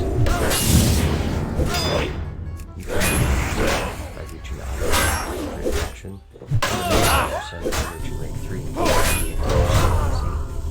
Unless you're using the auction house, the level 5 is very tight. Usually you go out of your way to farm some and maybe level up your professions. For a fresh server, it's a bit more tricky because, like I mentioned, no one really has any gold to spend at that point. You can pull it off, I'm sure, but it's just going to take a bit more effort. I always say that fishing is low-key the best profession for gold while leveling. There are low-level fish that are super valuable and at high levels will be too lazy to farm, and it is always worth it if you sign an oily blackmouth school to go fish it up. These are used for free action potions, which is one of the best potions in the game at max level. The deviate fish is used for the savory deviate delight, which is one of the few appearance altering items back then, also super valuable. All this is to say though, if you start saving early and watching your spell training and getting your professions locked down from launch, you'll be in a much better position for affording your mounts and mount training. And some more miscellaneous tips here, or if you plan on going hardcore into launch, is to go for the title charm. In the Arathi Highland Zone, located in the waters right here, is the NPC Prince Nasjack. and he can drop a trinket called the Tidal Charm, which stuns a target for 3 seconds. Due to the shortage of trinkets in general in Classic, this is insanely good, particularly for PvP, and it's something that's going to be insanely camped even at the max level. So, if you plan on no-lifing it, and you're one of the first to reach level 41-ish, definitely check this out to see if you spawned. And in the same vein, if you're a hunter, you're going to want to tame Broken Tooth. Back in Classic, before everything was homogenized, hunter pets had different attack speeds. Spell pushback was also insane in Classic, so for PvP, the faster the pet, the better. Broken Tooth is one of 2 pets in the game to have an attack speed of 1.0, the other being a bat in the Silver upgrade, which won't unlock until Phase 4. So, as soon as you hit level 37, you should check out his spawn locations, which can be found right here in the Badlands, and see if you can get lucky, because this will be another thing that'll be super camped at level 60. But let's step outside of the game for a moment, shall we? Into that scary place called the real world. Ah, burns. Ah, man. Well, the gameplay sucks, but I guess the graphics are alright. Oh, girls. Never mind, let's get back inside and sign up for Mythic mode.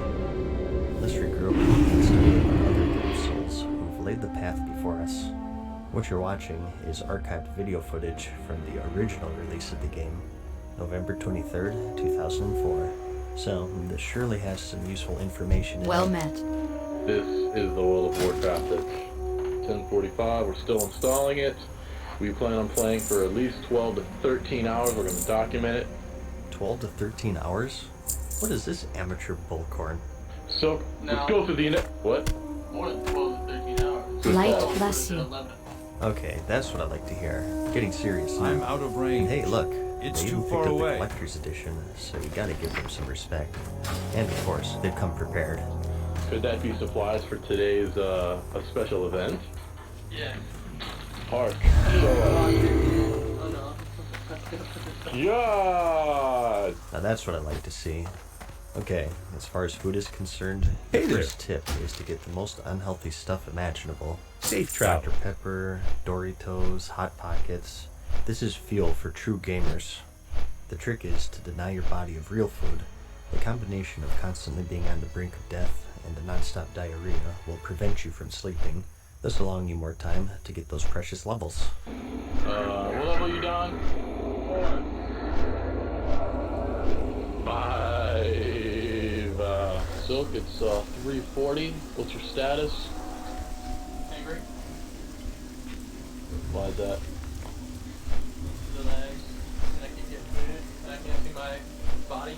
Anger because it keeps getting booted? Well, then it's definitely the original release. But take note, no matter how pissed you get, you never stop playing. Just pound another chocolate pudding cup and get back in there.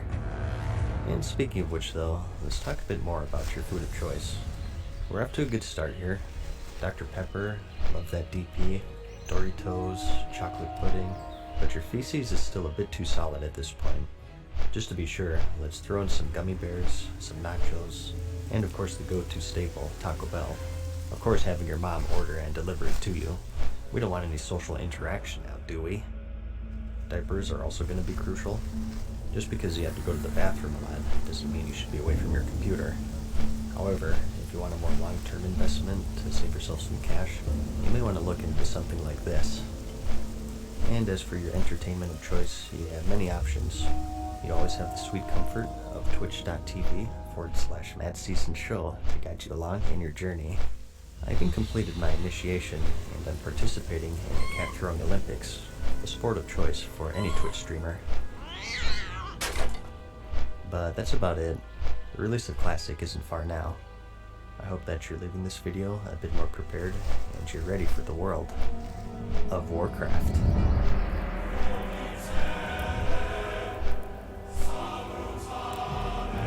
Farewell for now, mortals.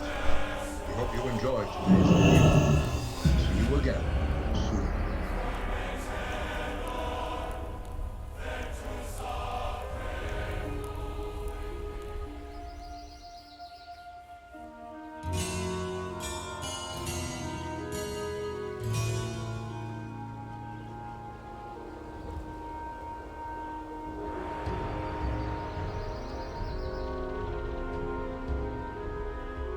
Hey guys, what's up? Mad Season here, back with another video for you.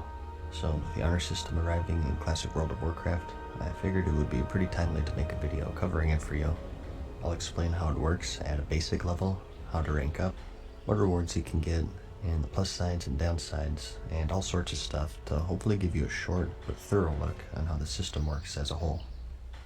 So before all of this, the only reward for killing enemy players is to ruin their day while you giggle maniacally to yourself. The game was re-released this way intentionally because that's how it was back in the day.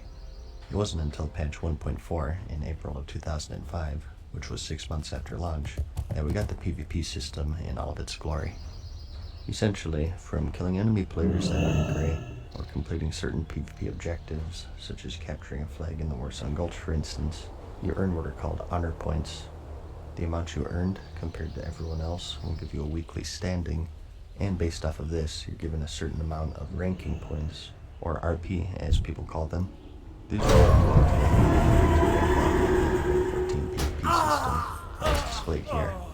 Your rank will decay by 20% each week, so it's a constant grind, taking most players at least 3 months of hardcore play. It's not an entirely straightforward thing. Kills award you with a different amount of contribution points depending on the rank of the player killed. There's an element of decay to where if you kill the same person over and over, you get less and less honor. This is just done to dissuade corpse camping, but in a nutshell, kill red, get rank, and get gear is the basic gist of it. We could get into all of the equations behind all of this stuff, but it's a bit out of scope for what I want this video to be. I'll have a link in the description if you really want the details on that.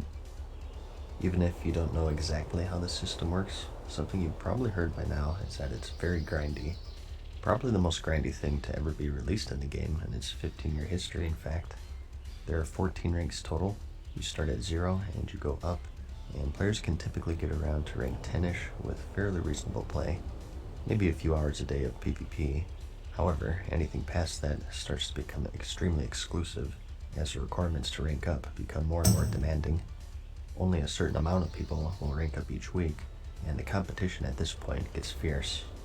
The system bottlenecks, and only a select few hardcore will be able to progress, and from this point forward it takes months of non-stop play to reach the ultimate goal, which is of course rank 14. Like, we're talking 18-hour days of straight PvP minimum. Many will attempt it, and those who choose to leave the house or bathe will fail, but a dedicated few will be able to push through and be able to say that I reached rank 14 in the recreation of a 15-year-old video game, so people can awkwardly stare at them. But what are the rewards for all of this, you may be asking? Well, lots of gear basically. Pretty good gear as a matter of fact, for PvP at least. The PvP in the game, as you may have noticed, is rather bursty, so stamina reigns supreme, and armor that you get from PvP is typically loaded with it. The vendors for the Alliance are located right here in the Old Town in Stormwind, and the ones for the Horde are located right here in Orgrimmar. Note that some of these NPCs are behind mysterious portals that require rank 6 to enter. We'll cover those later. So, here's every single rank listed out, as you can see. But let's go over each reward for each tier one by one to give you an idea of how high that you may want to go. At rank 1, which is private for the Alliance and Scout for Horde, you're able to pick up your basic tabard to represent your faction with pride. Note that this is essentially the title system in Classic. Whatever rank you have will appear next to your name, or show up on enemy players' kill feed when they slay you. And at rank 2, which is Corporal for the Alliance and Grunt for Horde, you get your PvP trinkets. These break various crowd control effects in Classic, and something that a lot of people forget is that they're different depending on what class you are. For example, the Warriors get to break Stun, Root, and Slowing effects, whereas the Rogues only breaks Charm, Fear, and Polymorph. Here's a handy chart of every single class's trinket for your convenience. At rank 3, which is Sergeant for both factions, you're able to buy a rare cloak, at multiple levels by the way, so even if you're lower level, there is a reason to do a bit of PvP on your way up. And in addition to this, you get a nice 10% discount on all goods and repairs from any vendor of your faction. A common strategy for many people is to stay at rank 3 or higher just for this discount, which is easily doable even if you PvP very casually, by the way. At rank 4, which is Master Sergeant for the Alliance and Senior Sergeant for the Horde, you can pick up a blue necklace. And at rank 5, which is Sergeant Major or First Sergeant, you get your blue bracers. Again, just like the cloak, you can get these at various level ranges. Rank 6, which is Knight and Stone Guard, is where things start picking up in terms of rewards. Again, at this point, we're still in the casual range in terms of time investment. Most people will be able to reach this without going too far out of their way. But at this rank, you also get access to those special rooms that I mentioned earlier, called the Officers' Barracks. And here, you can get access to a bunch more vendors, and it's just a cool little clubhouse to hang around, really. You can buy the second iteration of your faction tabard, and also some cheap healing and mana potions to keep in your back pocket. At rank 7, which is Knight Lieutenant and Bloodguard, you can finally start working on your armor set. Every single class gets a special armor set with unique set bonuses. Looks-wise, any armored type will be the same. For example, the rogue set looks like the Druids, or the Alliance, and so on. Across factions, they still look different though. There's 6 pieces total: the boots, the gloves, chest, legs, helm, and shoulders. And at rank 7, you earn the honor of purchasing the boots and gloves. The gloves for each class will have some sort of special perk. As you can see, the warriors have a reduced cost to hamstring. Rank 8, which is Knight Captain and Legionnaire, you can purchase the chest and legs. How are you? And rank 9, See you around. it's Knight Champion for the Alliance and Centurion for Horde. And you can buy Battle Standard, which increases the health of nearby party members. And at 10, which is Lieutenant Commander for the Alliance and Champion for the Horde, you What can I do for finish you? the blue set with the helmet and shoulders. Where I start. Be careful. At rank 11, which is Commander and Lieutenant General, you can purchase an epic and unique black version of each race's mount. And another unique thing with this rank is that you gain the ability to talk in the World Defense Channel to rally the troops and coordinate PvP battles. Hey there. See you The home later. stretch here is really 12 to 14 though.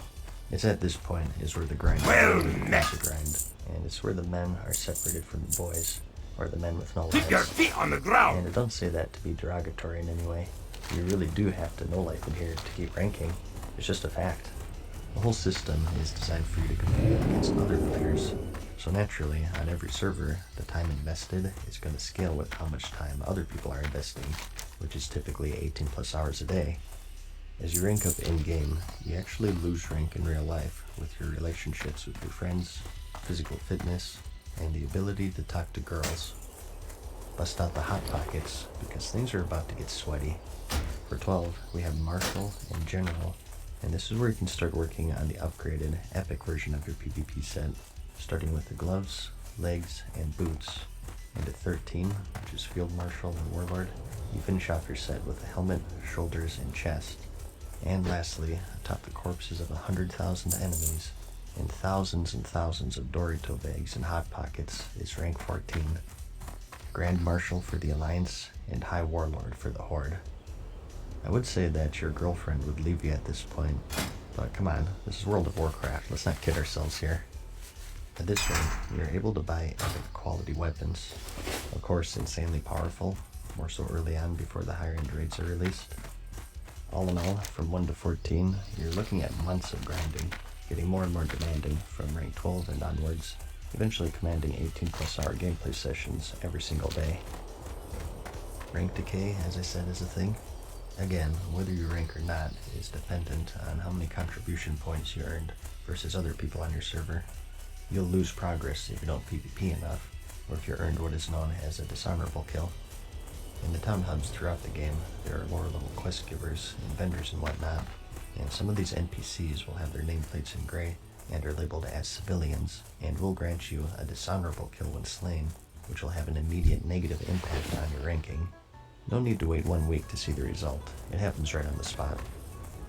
And do note that if you're in a group with someone who kills a civilian, you still get credit for that dishonorable kill, even if you didn't attack.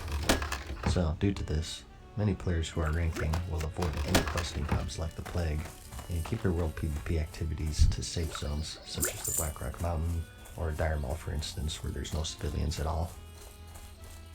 And that's pretty much the rank 14 PvP system in a nutshell, at the very basic level at least. Again, if you want details with breakpoints and equations and whatnot, check out the link in the description, and it'll explain it better than I could. Overall, it's an insanely grindy system, so just know what you're getting into. Some people love it, and some people hate it.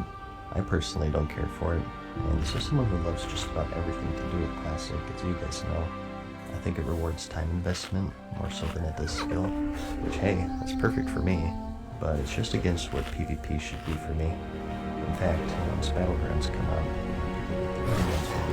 they noticed something called Q dodging, which was rampant back in the day. Basically, you join a battleground, you have to get in against another pre-made, one person except the kill. This person is known as the scout. You see that it's a pug, they'll tell their team to join up, and if it's a pre-made, they'll tell their team to re-queue, and the scout will just sit out for a bit. This is done because once you leave a battleground, you get the deserter debuff, so if you use the scout method, only one person needs to sit out, and they just cycle who gets to be the scout.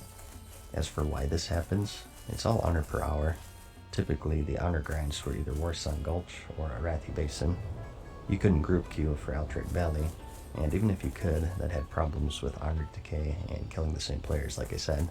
With no timer in the Warsun Gulch back then, and AB having a 2,000 resource cap, doing pre-made versus pre-made could end up in battles, and relatively little to that decay. So because of this, it's much more preferable to just queue up against a pug to stomp them out real quick and pay high honor per hour, and thus rank more efficiently. Back in my day, I didn't have a choice because my faction happened to outnumber the Horde like 2 to 1, and this was before cross-realm battlegrounds, so our queues were hours long. If we got a queue pop, we had to take it, and oftentimes we'd see that scout queue up, and then leave, and then usually they would just because it's there's nothing more frustrating than That's right. it was a mess.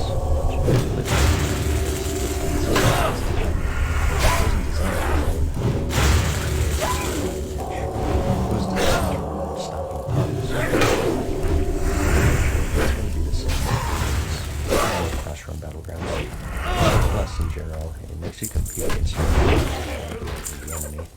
You don't care about the enemy factions, which is just a fundamentally flawed system to begin with. And it's not even getting into the account trading aspect, which was also rampant back then. With classic PvP, it's painfully obvious when someone is account sharing. Everyone has their own kind of strategy and style of playing, and out of nowhere you just see them play completely differently from one day to the other. It'll certainly be a problem in the re-release, something that Blizzard will have to keep an eye on, but how do you detect people in the same household? People will cheat, you can be sure about that, so it's just another one of the many issues of the system, I think. But hey, I'm not calling for a change or anything, it's just the way it was, and therefore, that's how it should be recreated. I just want to make 100% sure that you guys know how everything really works, and some of the snags that you will run into if you decide to do the grind. As for the fastest way to farm honor, at the release of this video, we only have world PvP. Under the two enemies is group set. Solo you can get over 100, and in a 40-man single digits. It depends on a lot of factors, including faction balance on your server, but groups of 5 to 10 seem to be the most efficient in honor farming right now. It's not split too much, and you don't easily get overwhelmed. Keep in mind that the honor that pops up in the tooltip doesn't take into account the decay for killing the same player. A lot of people right now are corpse getting caught up in these giant zergs with the same people fighting over and over again, not realizing that they're getting 0 honor. You need an add-on to track what you're actually getting, which at the time this video was made, none working ones exist. It's too far away. Like I said, the Warsun Gulch the base of your go-tos. Good is good, and you're stopping a pug. These are the quickest battlegrounds, and they're fresh players for each round to feed into that meat grinder. Typically, most people stuck with the Warsun Gulch because it's capable of items called Marks of Honor. 3 for winning, and 1 for losing. As you put things in for this honor, as well as reputation, so battlegrounds in general are going to be your go-to for honor farming. World PvP around questing hubs should generally be avoided due to dishonorable kills. Be wary, because if people know that you're ranking and are competing against you, they can and will try to sabotage you. It was all too common back then for people to send a non-ranking guildie to join your world PvP, and if you were dumb enough to invite them, they'd intentionally kill a civilian to dissuade you from continuing the grind. You can maybe squeeze in some world PvP in the Blackrock Mountain between queues, but it really depends on your queue times, so use your own judgment there. You may also choose to implement the queue dodging strategy.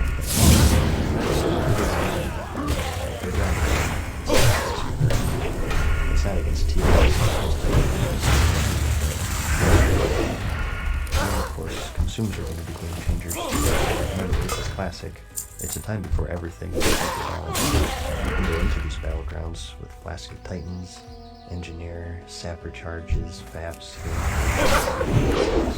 installs.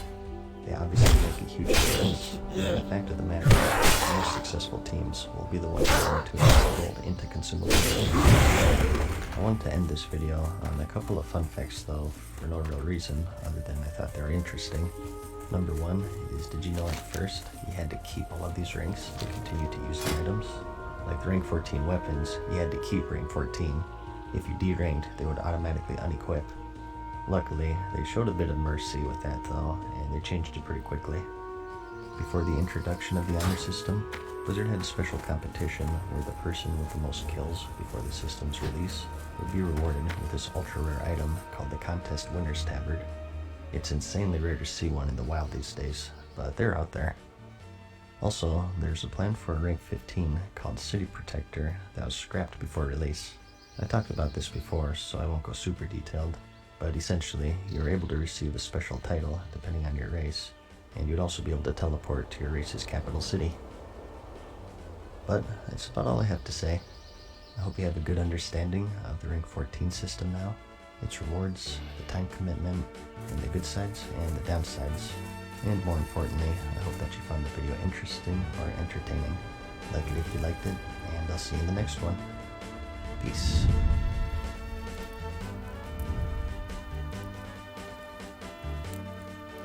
Farewell for now, mortals. We hope you enjoyed today's video. See you again soon.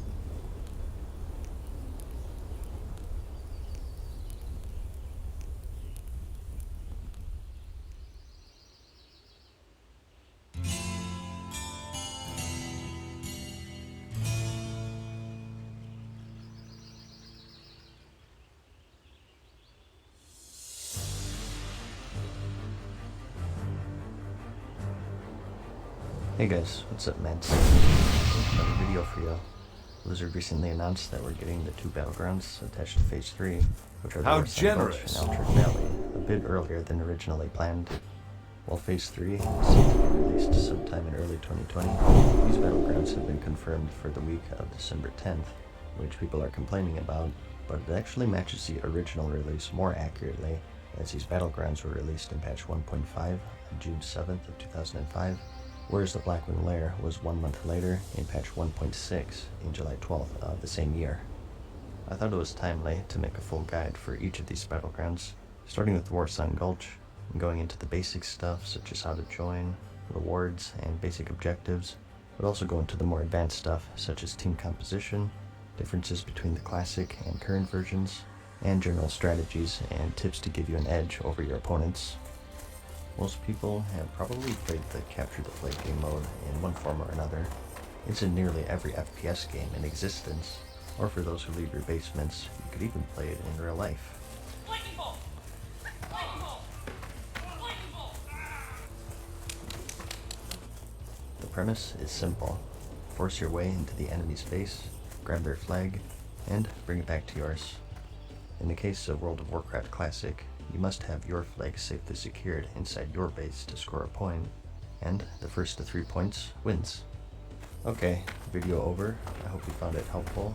Like it if you liked it. Alright, just kidding, but before we get into the actual battleground, let's cover the basics first. To queue up for it, you have to find a battle master in any major city. Just ask your guard for their specific location, and what you're looking for,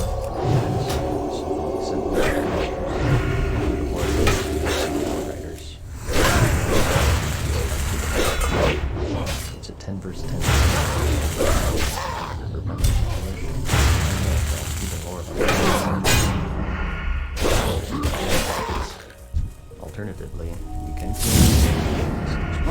which is located right here in Ashenvale for the I Alliance, can't loot that. and right here in the Barrens for the Horde. A fun fact for you is that when these were released, you had to use these portals to queue up. It was only in patch 1.6, 1 month later, is when they added these Battle Masters, which was a huge quality of life improvement. You still have the need to go here though, as it's located for the troops. Very good. Of course, gold to buy, and the enemy racers salted level. They're also depending on your gear level. More so for levelers, I think, because you can get them in various ranges. So, those are the basics covered. Let's next get into the actual battleground. Here's the layout of the map. Both teams start in their respective bases, Alliance in the north and Horde in the south. And just really quickly, they're both pretty much the same in functionality.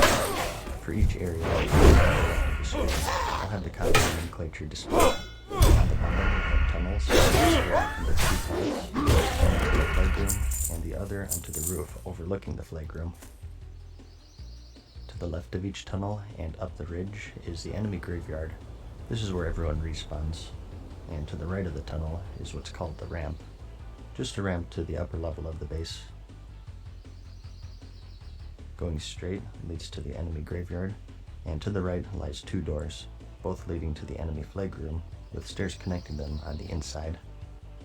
There are a selection of buffs that spawn throughout the map that you should know about. Right near the ramps are huts that have the Berserker buff, which increase your damage dealt by 30% and damage taken by 10% for 1 minute. And just below the graveyards are the leaves, which over time replenish both your health and mana. A popular spot for rogues to camp, waiting for desperate players looking for a heal. And in each tunnel are the speed boots, which for 10 seconds increase your movement speed by 100%. The center is where most of the action is though. It's a fairly open layout with some tree stumps here and there to sort of flag carriers is the most. The team needs to be on contact and through safety. That's Okay, flag. Let's go into the defense, starting with the difference between Common and Classic, since many of you have gotten used to it.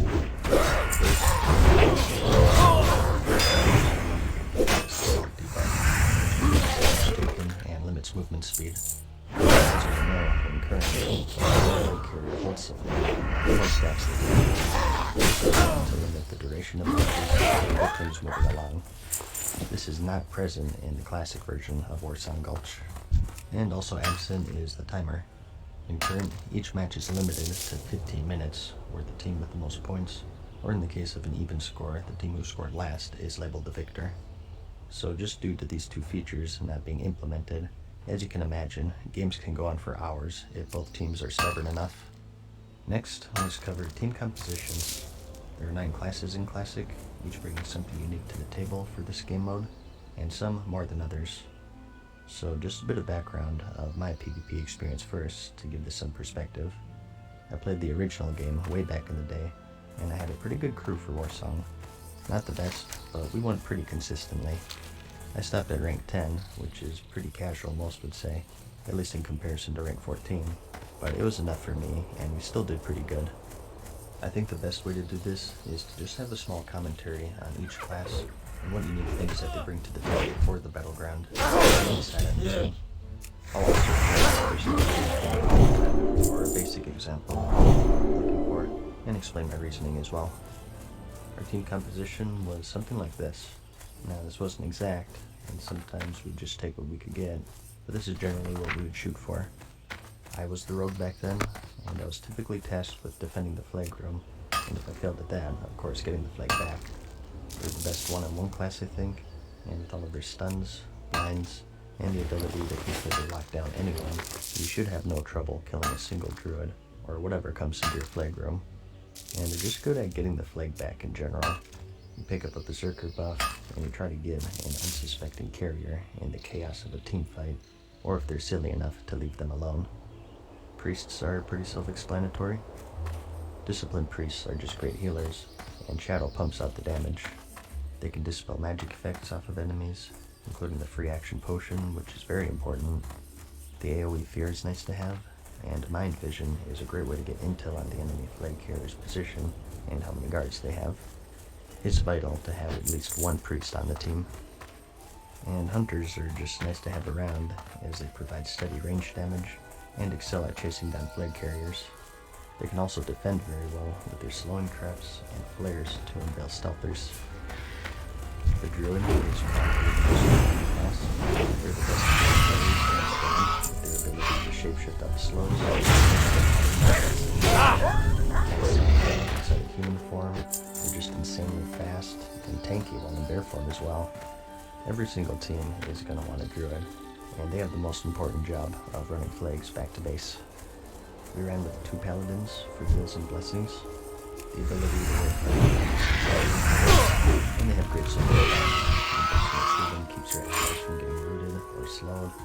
Of course, anything that counters slowing effects are going to have an enormous value in a capture the flag setting. Their bubble is amazing, just a great support class to have, which is why we had 2 of them. I guess if you're Horde, you would want to go with 2 shamans maybe. I think they're equally as good, if not better, with their ability to purge up magic effects like freedom, or free action potion, grounding totem to stop crowd control effects, tremor to keep fear off of everyone, and wind fury of course for that burst damage. I think you definitely want one as restoration, and the same as control 6 or so and capture the flag.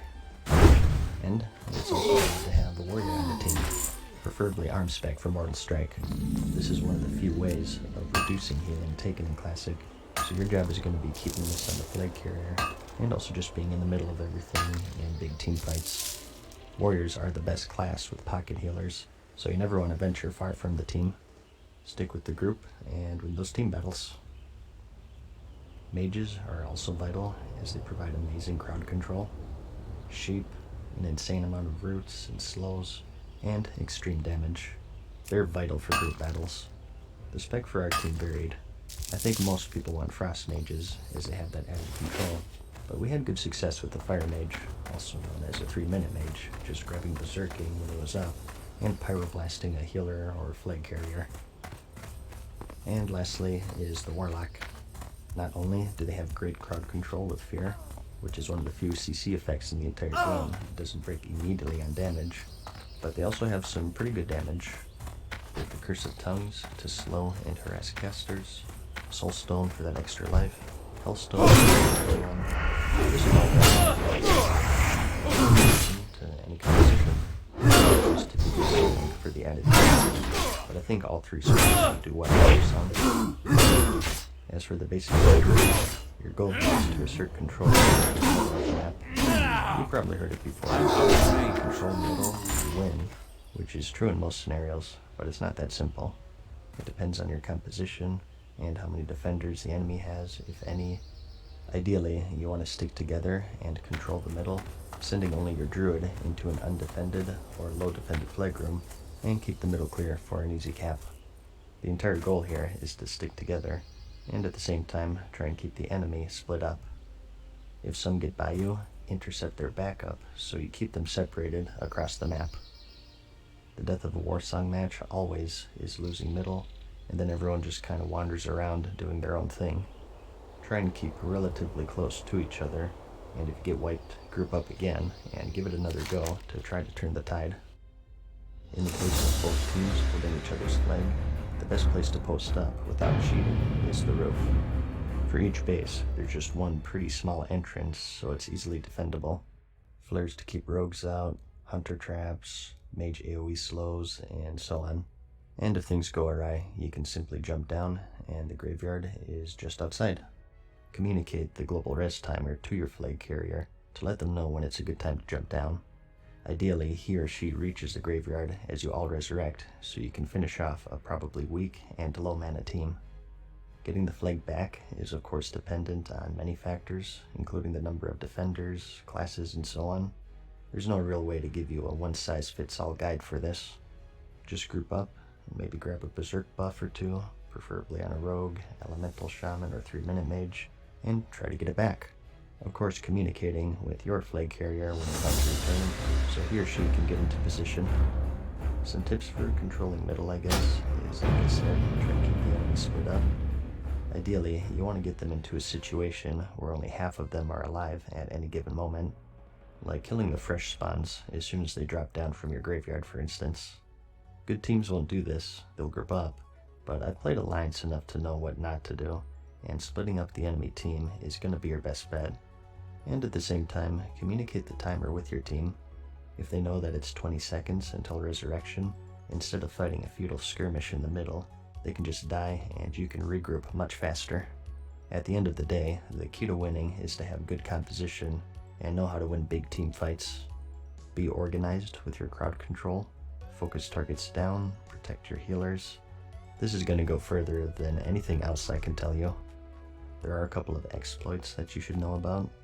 I'm not going to show them to you, but it is possible to get to spots where the enemy can't reach you. Right above the flag cap is one, and another is behind it through the wall. They'll just wait for the eventual return and jump right through it. Obviously, this isn't in the spirit of competitive play and you shouldn't do it, but just be aware of it, as there most certainly will be people cheating. Back in the day, you could get reported for it, and eventually it's the same for the re-release. And consumes and engineer are going to be vital, of course. Like I said in my rank 14 guide, this is before the time of hyperbalance, and you can go into any battleground with flasks, grenades, sapper charges, free action potions, healing potions, whatever. Anything that you can use in the world, you can use in a battleground, so have at it. It can be expensive, but they make a huge difference. Free action potions are going to be a must for your flag carrier, and like I said, you can dispel it off as it is a magic effect, so make sure that you do that on enemy flag carriers. And one last thing to go out on is to keep your cool. We're all for being competitive and all, but what kills a team aren't necessarily losses, more so as a reaction to them. If you're miserable to play with, if you have a bad night, chances are your team isn't going to last. Especially if you're on the rank 14 grind, chances are you're going to be interacting with the same people 18 hours a day for 3 months. But that's about it. Those are the basics of the Warsun Gulch, some fundamental strategies, and we talked a bit about compositions and some various tips and tricks. I don't pretend to be a hardcore expert, but this is what worked for me and my team all those years ago, so I hope you picked up some useful information from this to help you with your time in the battleground. If you enjoyed the video, I do plan on doing the same thing for the Arathi Basin and Altrek Valley, so keep an eye out for those videos as well. Like it if you liked it, and I'll see you in the next one. Peace.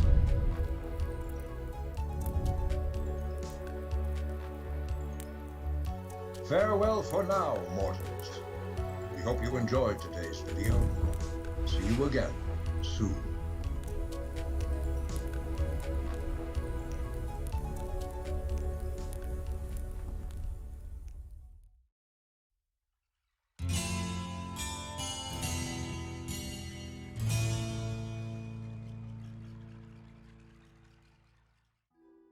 Hey guys, what's up? Mad Season here, back with another video for you.